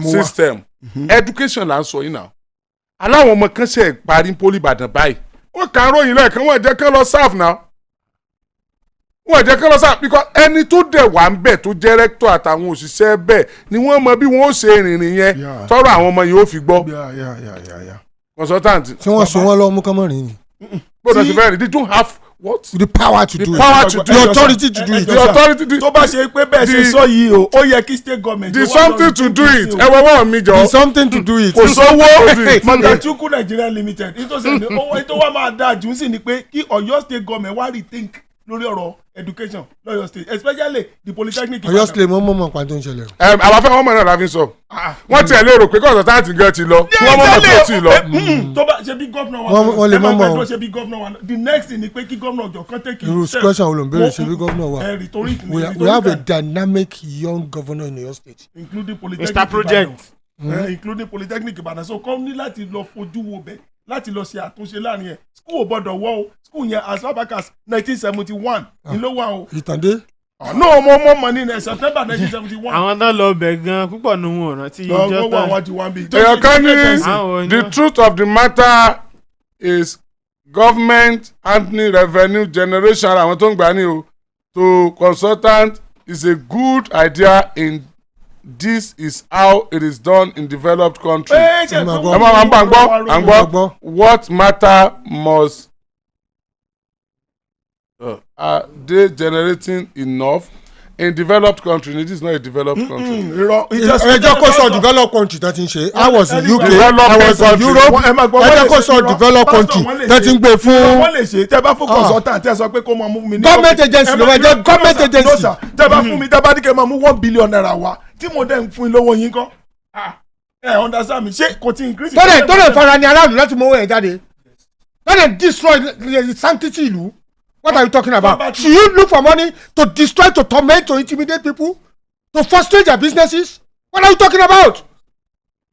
Is government all about money alone or the livelihood of citizens? No, welfare reason wà lára. Gbàgbé kí ni tó hàn? My friend, má fọwọ́ kàn mí mọ́. Inú ti bí ọ̀sẹ̀ ọwọ́ jọ wà lókè. I want to raise money in my administration. And you must torment people. I must raise money. You must destroy sanctity of I life. must raise money. You must make them to I cry. have a lot of developmental projects I want to do. You must hold them on the jugular. I want to fix infrastructure. You are wicked. Ṣé jẹ́ pé mi nù. Ṣé wàá rògbò jẹ́ padà wá fún mi? Kódà níbi tó burú dé báyìí nígbà tí àwa lọ poli Ìbàdàn nígbà tí àwa wọ́n ní owó WhatsApp message jẹ́ o bóyá àwọn tẹ́ ẹjọ́ ń gba consultant ti send message. Ní orí WhatsApp tèmi. Wọ́n wọ́n ní nípa owó rẹ̀ ní wọlé lọ́sẹ̀ yìí o. Tẹ́lá gbọ́ bàbá legend. Bàbá legend. Irọ́ story kan lè mi tiẹ̀ ní lọ́wọ́ inú. A lọ bẹ̀ nísìnyí o nígbà tí àwa wà poli Ìbàdàn tí àwọn ọmọ Federal Polytechnic àti àwọn State Polytechnic wọ́n máa ń sáré kí wọ́n wá ṣe HND lọ́dọ̀ wa ní poli Ìbàdàn ni. Integrity ni. Yà ní ìsìn sá àwọn Polytechnic kan ò gba ọmọ poli Ìbàdàn tó bá ṣe HND lọ́dọ̀ wọn mọ́. Láti wá ṣe HND. Láti wá ṣe HND. That is it. Àwọn ọmọ poli Ìbàdàn kò rẹ́ HND ṣe poli Ìbàdàn nígbà tí wọ́n ní release resort ẹ̀ tí resort ò ní jáde tí ó fi tákòókò tí ó ṣe HND ó láti jókòó nílé kọjá ọdún tó yẹ kó jókòó. Lẹ́yìn èyí àtọwọ́ fi lọ ṣe IT. Consultant nìyẹn ṣe consultant nìyẹn. Ẹ jọ̀ọ́ dàgbọ́n, can we do something? Ta ló lè wá sọ̀rọ̀ on behalf of the poli Ìbàdàn? Kí wọ́n mọ̀ bọ̀ bàbá parọ́ mọ́ wọn kí wọ́n mọ̀ bọ̀. Àmọ́ ó yà já lọ. mi kàn mórúkọ consultant ẹni bá pè. A padà mọ́ a sì pé gbogbo ayé ọgbọ̀n. Ó ti wá fẹ́ di primary school nù. Abábọ̀ ìròyìn kan. Àwọn tọkàn ń lẹ́tí yà kásí ọlọ́run. Ìjọba ìpínlẹ̀ Ọ̀yọ́ sọ̀rọ̀ o wọ́n láwọn ò ní plan láti yọ ẹnìkankan kúrò nílànà Olúbàdàn o wọ́n sọ tá a bá kúrò lọ́dọ̀ wọ́n ti ní ká parí 10:30 láàárọ̀ yìí tá a bá kúrò lọ́dọ̀ ẹ pàtẹ́wọ́. ẹ̀yin producer ẹ ṣe wọn rọ́dà fún tí ó pọ̀ ẹ ṣe ọkọlóyún o ṣe o ọkọlóyún o ṣe. ìwà appointment in ten. Ṣọ́ọ̀ṣì ni. ṣẹlẹ̀ lọ ní last week. ṣé Ọlọ́run kò ṣe. ṣọ́ọ̀ṣì ní last week ibọ̀ lọ́lọ́. wọ́n ń jọ́ọ̀jì ló yín ṣe. Mo sọ fún ọ. ẹ má tù bẹ́ẹ̀ jọ. Ìbò tó Olúwa ló ṣe lọ. Ọlọ́run church ni. Wọ́n sì Olúwa lọ. Ó dàbà. 10:30 lẹ́tún wá fún wa lónìí. So ẹ má wọrí tí a bá ti kúrò níbẹ̀ yẹn á wá síbi ọ̀rọ̀ Olúbàdàn yìí ẹ̀yin ẹ̀yin má dìde o ààbò lójú o ààbò lójú o. Now let's do this. Last week Sunday ayo before. Ní Sunday tó kọjá fẹ́ Babalọ́lá ò wá ṣe tẹ̀sán. Nǹkan wá. Àwọn lẹ́tí náà o. Ẹnìkan náà lé. Orí sí ìrẹ́ mo jókòó sí last week. No, ẹ̀ tó sí around. Last week, Nigeria's richest man and the owner of a lot of enterprises under the. Dangote. Bẹ̀rẹ̀ mọ́ ká text message mọ́ ká comment ìnáwó ni ó yá dákun ó ní tú àbí. Yeah, Dangote Refinery. I mean, the Dangote Group. Iléeṣẹ́ Dangote ní ọ̀sẹ̀ tó kọjá sọ́jọ́ Sunday ni. Yeah, he was on Sunday jẹjọ́. He had a media briefing with selected media organization at the Refinery. Ó bá àwọn oníròyìn sọ̀rọ̀ níléeṣẹ́ ìfọpo rẹ̀ ní ẹkù fọpo rẹ̀ ní àwọn oníròyìn kan tó àṣàyàn oníròyìn tó mú ó bá wọn sọ̀rọ̀ lọ́dọ̀ rẹ̀. So he told them about the aspirations of the refinery and how it would impact the Nigerian economy, how it would soften the current situation. Tá a jẹ nínú ẹkù fọpo rẹ̀ yìí ó dàbí nǹkan ṣe wà lọ́wọ́lọ́wọ́ ní Nàìjíríà ipa tẹ́kù fọpo rẹ̀ ó kó láfi kú ònú kọ̀ọ̀bà olé ọ̀sọ́. Exactly, and more like that. Àti bẹ́ẹ̀ bẹ́ẹ̀ lọ. Good. So, but then there was a rebuttal. Síbẹ̀ náà o. There was a rebuttal from someone. The Nigerian Midstream and Downstream Petroleum Regulatory Authority. Àwọn kan wá sọ̀rọ̀. NMDPR. Kan á tún fojú mi wò. So, he said that the Dangote Refinery is not ready yet. And as a matter of fact, it is not licensed yet. wọ́n ní gbogbo tí Dangote ti ń sọ ẹ kú fọ́pọ̀ rẹ̀ kọ̀mọ̀ tí ì ṣetán kọ̀mọ̀ tí ìgbàwé pé kò wọ́n bẹ̀rẹ̀ ẹsẹ̀ gan-an wọ́n máa ń sọ nǹkan mí ìfẹ́ yìí ni. I mean, and this man is the CEO of the agency. His name mo is... tún rí kankan bí wọn náà tó lọ Nasarawa tí wọn lọ ṣe tírénì wọn ní kọ̀sọ̀táàtì ọ̀jẹ̀ wọn ó rí kankan ṣe ní ìsìn wọn kàn tírénì dànù ní mọ̀ ká tiẹ̀ lọ. ọmọ mi wà nù wọn. ṣé wọ́n ti bẹ̀rẹ̀ sẹ́. wọ́n jù dànù ni. iPad wọ́n sàlẹ̀ iPad. àwọn iPad o. ok máa sọ̀rọ̀ lọ á padà bẹ́ẹ̀. wọ́n ní kọ̀sọ̀táàtì ní ọjọ́ mọ́ yóò ṣe nǹkan lẹ́yìn tó ti Nasarawa dé. mo sì fọwọ́ sí kọ̀sọ̀táàtì. Mr. Farouk Ahmed, that's the man's name. Ọ̀gbẹ́ni Farouk Ahmed ó sọ́kọ̀ yìí. Yeah, ó náà. ó ní Dangote ó ló ń ṣeré òṣùpá ni o máàkì wà nù. Dọ́dọ̀ wà nù. Dọ́dọ̀ wà mẹ́. Let's even listen to what he said. ẹ jẹ́ àkúgbọ́n tó sọ gan-an. Let's hear what he said. ẹnu oníkàn láti gbọ́ pọ̀n òun ẹnu ọlọ́fà láti gbọ́ mọ́ta ó ní gbogbo ohun tí Dangote ń sọ iléeṣẹ́ Dangote ń sọ ó ní wọ́n máa ń sọ ohun tó wù wọ́n ni o ó ní kò tí ì níwèé àṣẹ láti fọpo Faruku gbẹnu sí microphone. gbẹnu sí máìkì kan sọ̀rọ̀ sókè ọmọ Nàìjíríà fẹ́ gbọ́. Just like you rightly asked, there are a lot of concerns about supply of petroleum products nationwide and the claims by some media houses that we're trying to scuttle Dangote Refinery. That is not so. Dangote Refinery is still in the pre-commissioning stage. It has not been licensed yet. We haven't licensed them yet. They are still in pre-commissioning. I think they are about 45% completed, in completion rather. So we cannot rely heavily on one refinery to feed the nation, because the Dangote is requesting that we should suspend or stop all importation of petroleum products, especially AGO and jet kero, and direct all marketers to the refinery. That is not good for the nation in terms of energy security, and that is not good for markets because of monopoly. Just like you rightly asked, there are a lot of concerns about supply of petroleum products nationwide and the claims by some media houses that we're trying to scuttle Dangote Refinery. That is not so. Dangote Refinery is still in the pre-commissioning stage. It has not been licensed yet. We haven't licensed them yet. They are still in pre-commissioning. I think they are about 45% completed, in completion rather. So we cannot rely heavily on one refinery to feed the nation, because the Dangote is requesting that we should suspend or stop all importation of petroleum products, especially AGO and jet kero, and direct all marketers to the refinery. That is not good for the nation in terms of energy security, and that is not good for markets because of monopoly.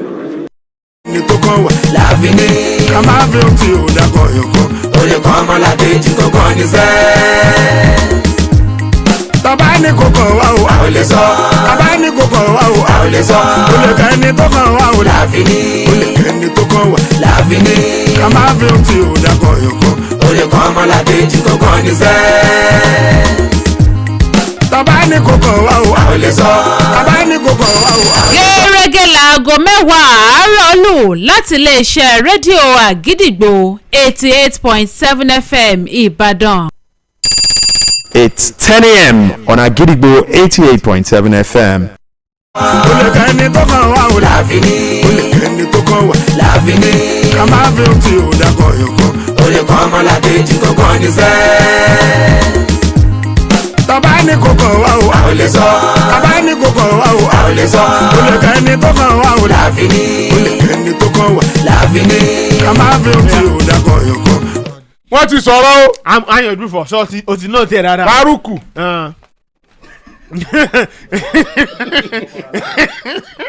Faruku sọ̀rọ̀ ó ní Farouk Ahmed.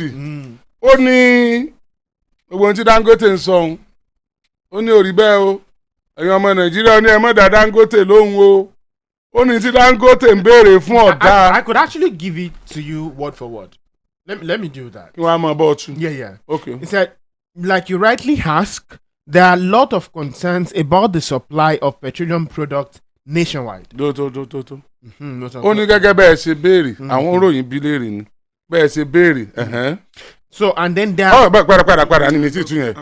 And okay, lot of concern about the supply. Ó ní ọ̀pọ̀lọpọ̀ nǹkan iná yẹ ká fura sí o tó yẹ ká bójú wò tí ò tí ì dá bó ṣe yẹ ọ́ dá nípa ọ̀rọ̀ epo rọ̀bì nípa ká mọ̀ fún àwọn ọmọ Nàìjíríà ní èròjà epo rọ̀bì káàkiri orílẹ̀-èdè Nàìjíríà àwọn nǹkan bẹ́ẹ̀ o nǹkan bẹ́ẹ̀ lẹ́yìn nǹkan o. Good.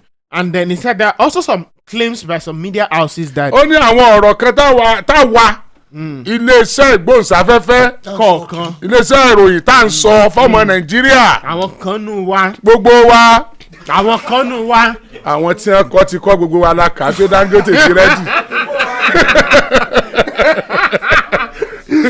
Gbogbo wa ni. Kò sọ àlà. All the media houses that we were. It said there were claims by some media houses that we were trying to scuttle Dangote Refinery. Ngbà kan jò ní aka ọmọ pé jò ní tó sọ pé àwọn kan ní dùn lọ o tó sọ pé àwọn alágbára kan tá a fi ń dàkọ àwọn ilé epo kan ẹtìkẹ́tì ẹ̀wọ̀n kó sọ ó ní ìròyìn tá a kà ń jò ní. He said that is not so. Pásítọ̀ bínú tán. Honorable Sika yọ glass bẹ́ẹ̀ ṣé inú ṣìkọ̀ ṣé pásítọ̀ bẹ́ẹ̀ Honorable Sika béèrè pépà fẹ́mi ní mo lórí eléyìí. fẹ́yìn eléyìí ti fẹ́ mi sáyẹ̀nsì fẹ́ mi rèé. báwo lè yá mọ̀ wíyá gbé wọn bá sọ.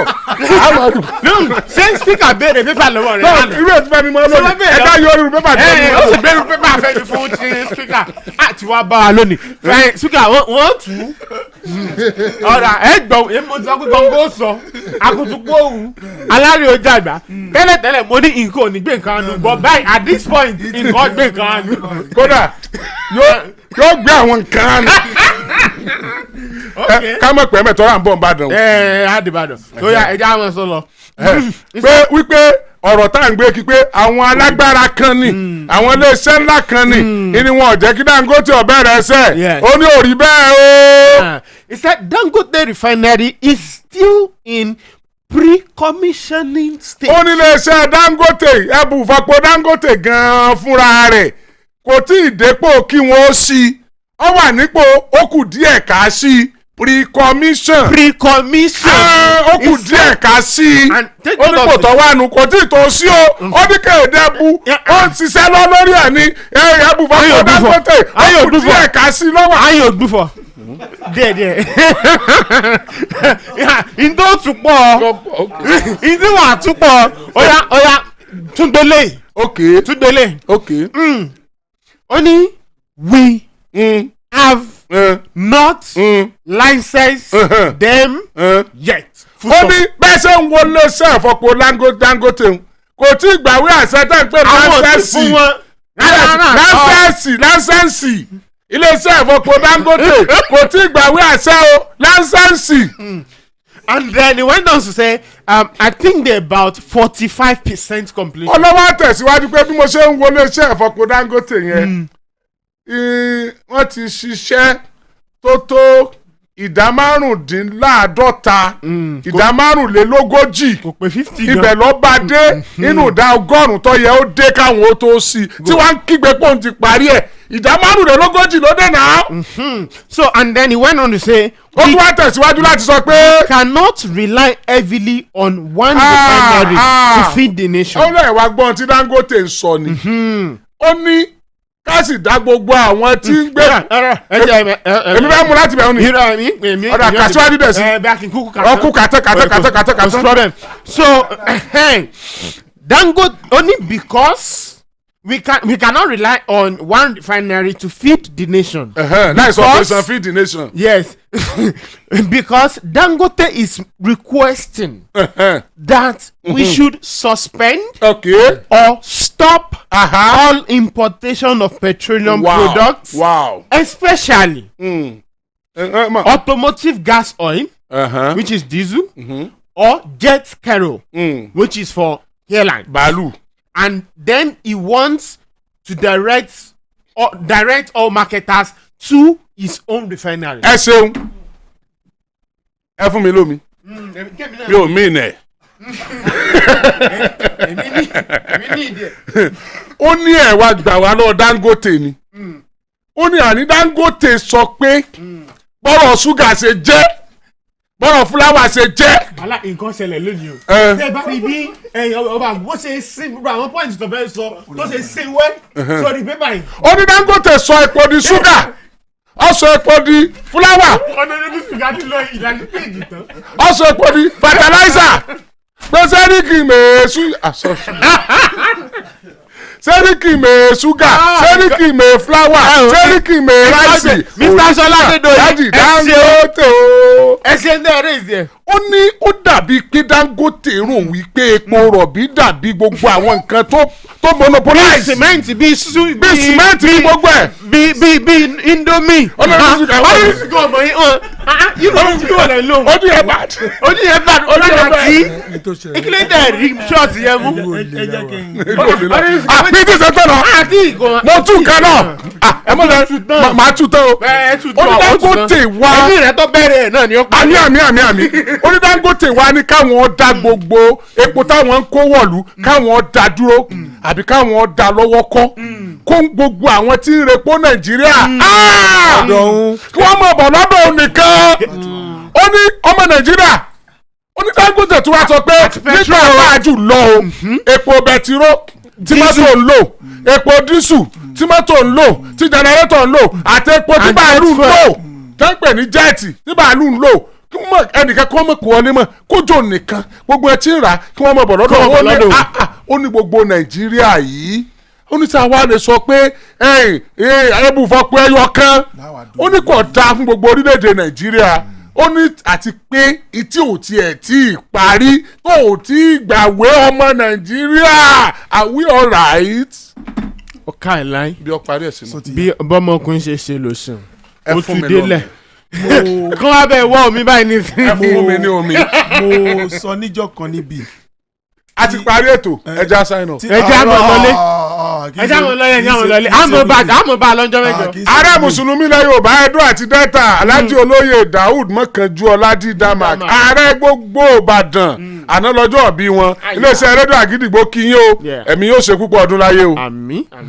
èmi gan dá wọn kí ẹjẹ mi gan kí wọn. ewo ń tiẹ̀. ẹ jẹ́ kí n kí wọn. egbon gẹ́gẹ́ bí speaker ṣe fi sí mi lẹ́nu láti orí ètò ṣókan wá a dá wọn kí láàyè ọ̀tọ̀ ààrẹ mùsùlùmí gbogbo ilẹ̀ Yorùbá tó dé Ẹdó Delta lọ sí gbogbo ẹ̀ akin happy birthday sir ẹ̀mí yóò ṣe púpọ̀ rẹ̀ láyé ọmọ July ni wọ́n. ọ̀yà máa sọ̀rọ̀ yẹn lọ. ṣé mo ti gbọ́dọ̀ bẹ́ẹ̀ mo sọ níjọ́ kan. ṣé wọn ló fún wọn kéèkì ní àbáwọn fún wọn. wọ́n gbé kéèkì wá wà lẹ́ àṣẹ sọ̀rọ̀ kéèkì ó débi bí ó débi ẹni tí àmú wà ń bí. bọ́sì kìíní ọjọ́ ti lọ ó yé mi à ń lọ Ìbàdàn. ṣé mo sọ gbà kan o mo ní ẹ̀kọ́ sílẹ̀ o kíní kan ni mo gbọ́ mo dẹ̀ sọ̀rọ̀ yẹn bí lẹ́nu sẹ́nitọ̀ kan ó nínú nǹkan tí Dangote fíà jùlọ láyé ní competition. tẹ bá rí inú ọ̀rọ̀ tẹ sọ yìí ó fẹ́ kí gbogbo nǹkan kan direct ẹ̀ sọ́dọ̀ wàláì Dangote ní right láti sọ.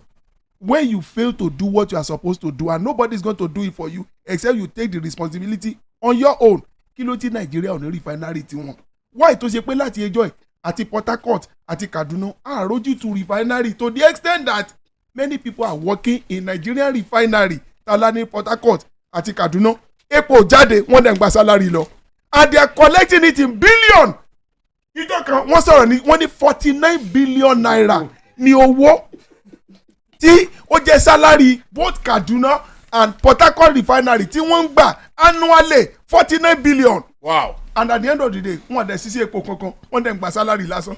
So Dangote has every right láti sọ pé kí gọ́ọ̀mẹ̀ntì kọjú sí òun ipe ọ̀dọ̀ ẹ̀ láti mọ̀ra nígbà tá a fail to do what we supposed to have done we left it undone bí church ní pé àwọn tó yẹ ká ṣe àti fi sílẹ̀ á ṣe é number one number two wọ́n ló wà ní pre-commissioning stage èbó yẹn dàrú púpọ̀.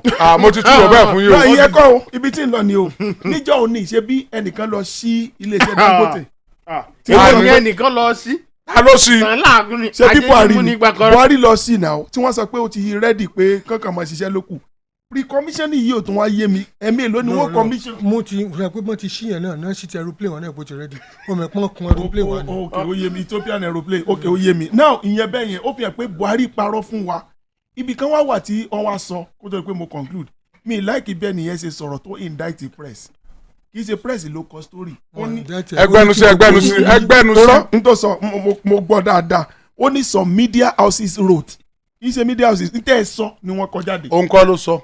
no ọkùnrin yìí ló sọ náà ọkùnrin tẹ́ ẹ gbé sí. àwọn kọ́ ló sọ tí wọ́n kọ jáde yẹn. Dangote ló sọ. iná mo sọ ṣe ó ní some media houses wrote kì í ṣe media houses ló kàn déédéé jókòó tán kọ́ ní tẹ́ ẹ sọ nínú ìpè pọ̀ jáde díàfọ̀ nǹkan tán rí toró mú wọn ráǹdì ibẹ̀ nǹkan tán rí observation wọn bí iṣẹ́ wọn ṣe lọ sí nǹkan tán dẹ̀ rí ni wọ́n kọ jáde díàfọ̀ conclusion tèmi ni pé tí Nàìjíríà ò bá agree lórí ọ̀rọ̀ gbogbo tẹ́ni yìí sọ ẹ jẹ́ káà náà ṣe refinery tiwa is unfortunate ẹnìkan sọ̀rọ̀ fún mi níjó ní láti US wọ́n ní ìgbà táwọn pípì sọ pé àwọn reduce owó àwọn by 50% ìyẹn rẹ́pù wọ́n láwọn ò support ẹ̀ mo ní kílẹ̀ support sa wọ́n láwọn ń wà tó yẹ pé both the executive at the National Assembly for 6 months kán mọ́ gba salary kan wá kó yẹn sórí refinery tuntun within the short period of time wọ́n náà máa parí refinery ó dẹ̀ pàtẹ́wọ́ fún wọn. Honourable Speaker. Atọ́kùn. Esther. ìpínyàn ọ̀tẹ̀ ní. ṣe ń pàtàkì onìkan rú. mo ti ẹ ṣeun pásítọ̀ ẹ ṣeun tẹ́ ẹ rán mi létí.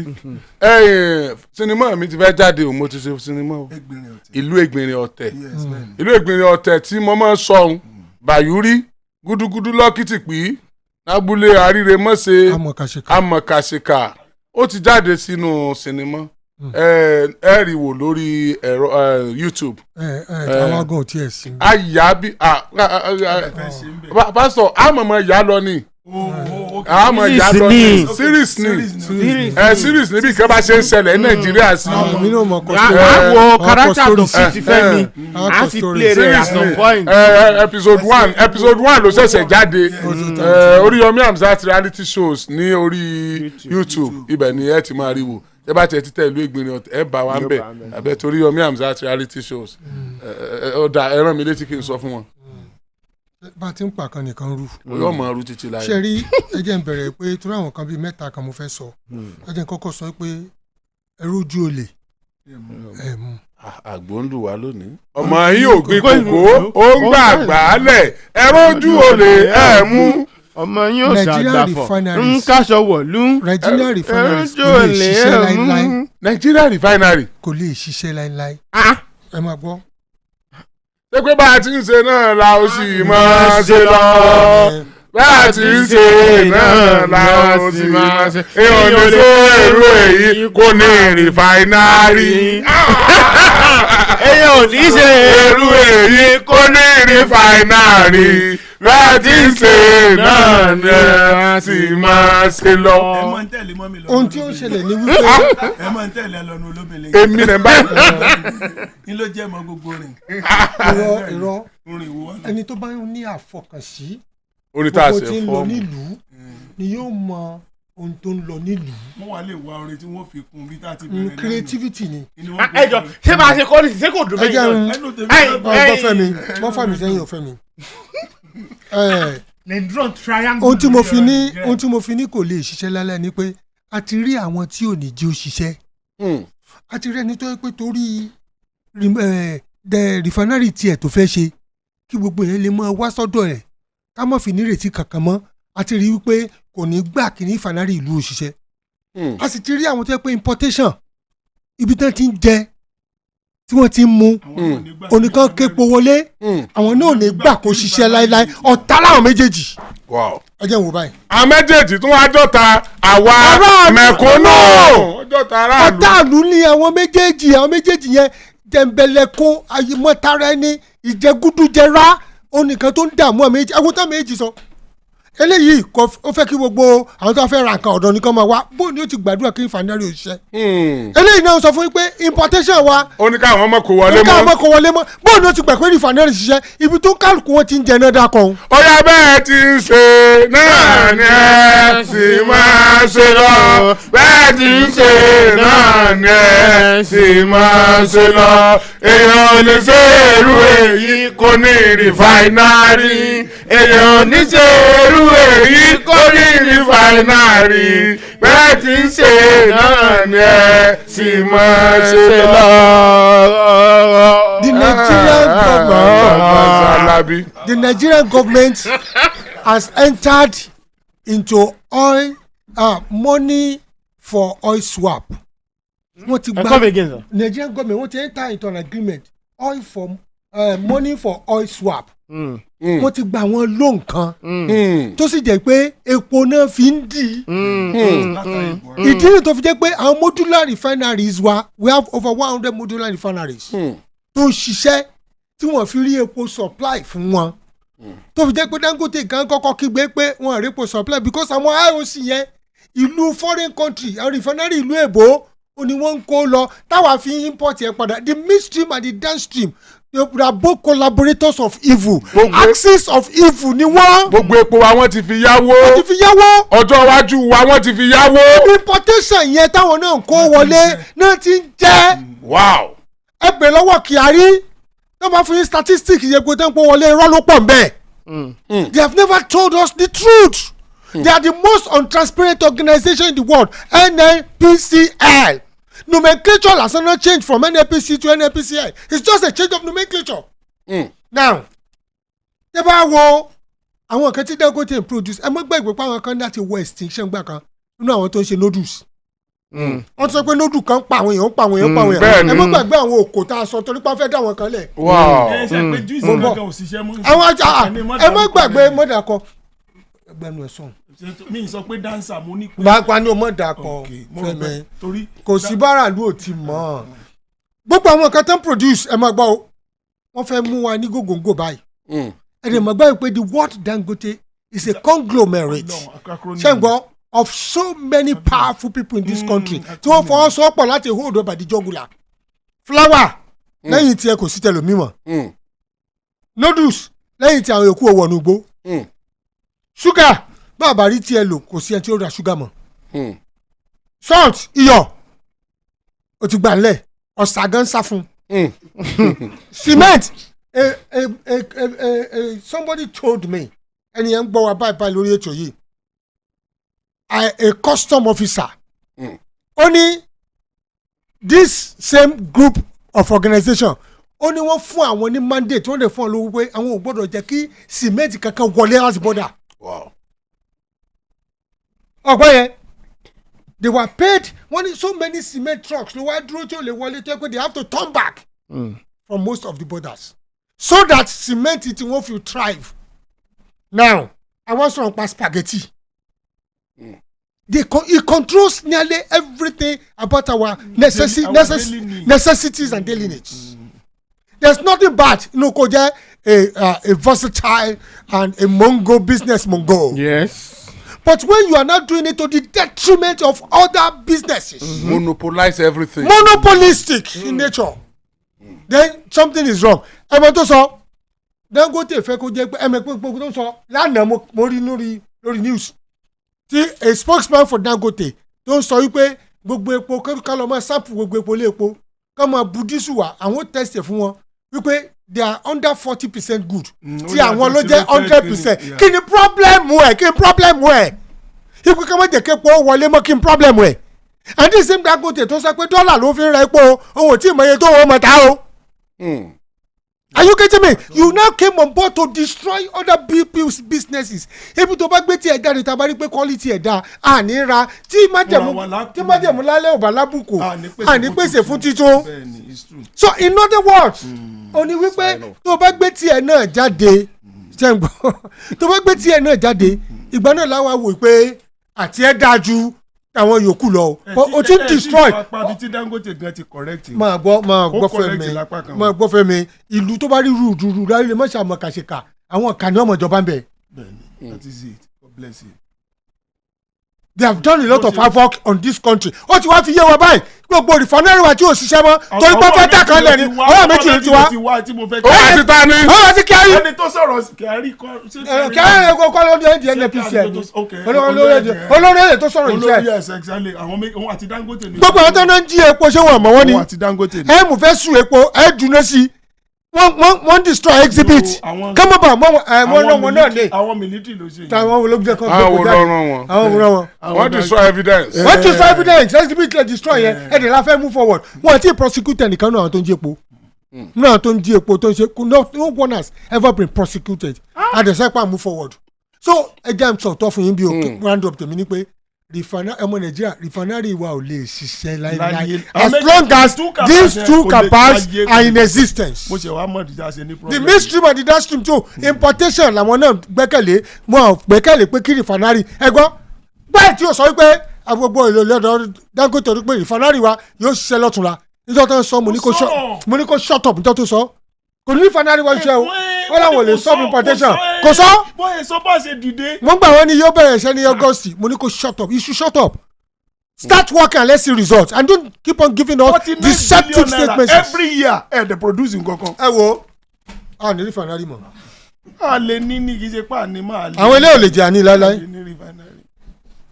bí ó sì ti mọ́ ọ lọ bó ti wà láti kọ́ ṣe. no ó change tí wọ́n bá lè tẹ́lẹ̀ omi ní license láti lọ ṣe tàbáwọn tó bá license. ẹjọ́ tiwa gangan kọ́ tí wọ́n ní ó bẹ̀rẹ̀. àní ó tiwa kọ́. wàlẹ́ bí gbìyànjú ṣe ti ọlọ́ọ̀ kò lè ṣiṣẹ́. àwọn ilé ò lè jọ àwọn tó dìpẹ́ lórí importation yìí wọn lè jẹ́ ó ṣiṣẹ́. gọ́ọ̀mẹ̀ntì lẹ sọ. gọ́ọ̀mẹ̀ntì ni ẹ ti Dangote tó lè sọ pé gbogbo pátápátá ọ̀dọ̀ òun ni kó mọ wá o. ogun méjì ní jẹ ikú. ogun jogun lọ. ogun pátádì lélẹ́yìí kọ́lọ́ mọ́jọ́ dé báyàn láàyè ogun pátádì ni. ẹ tó ru òkú tó bá pàdé agbépo lójú ọ̀nà lójú pósígbó ni o.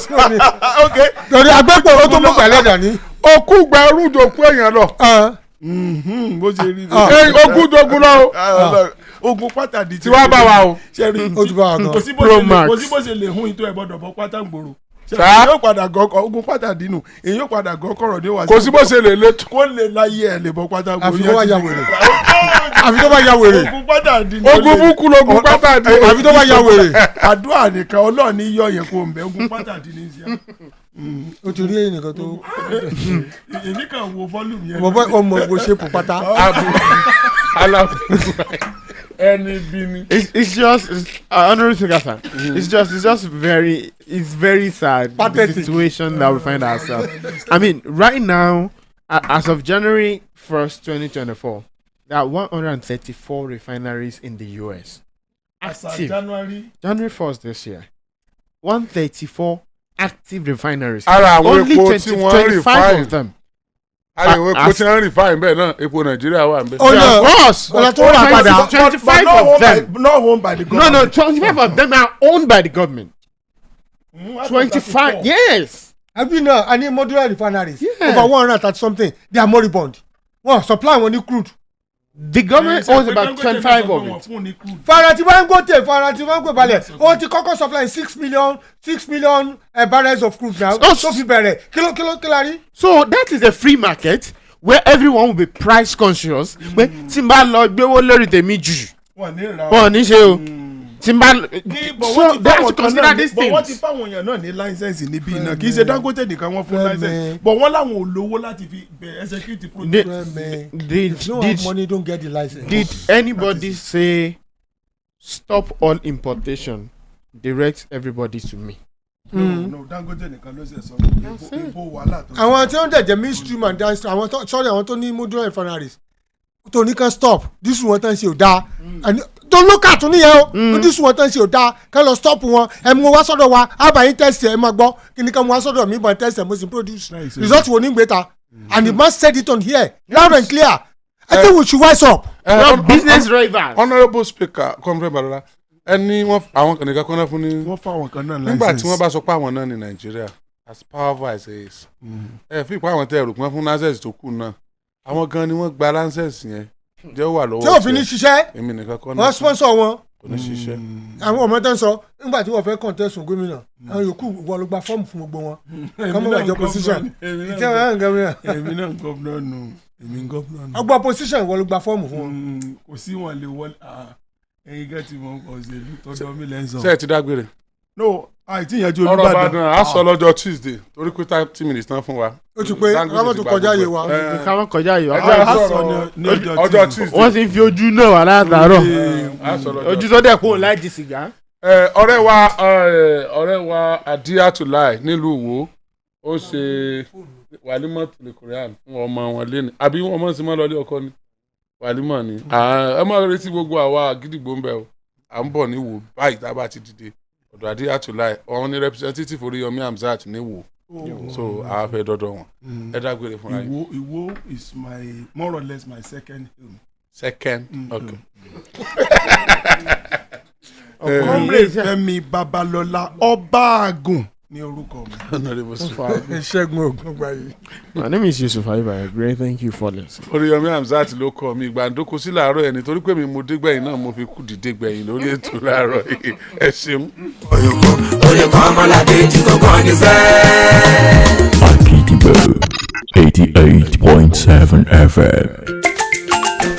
I am pregnant. It is important for me to take care of myself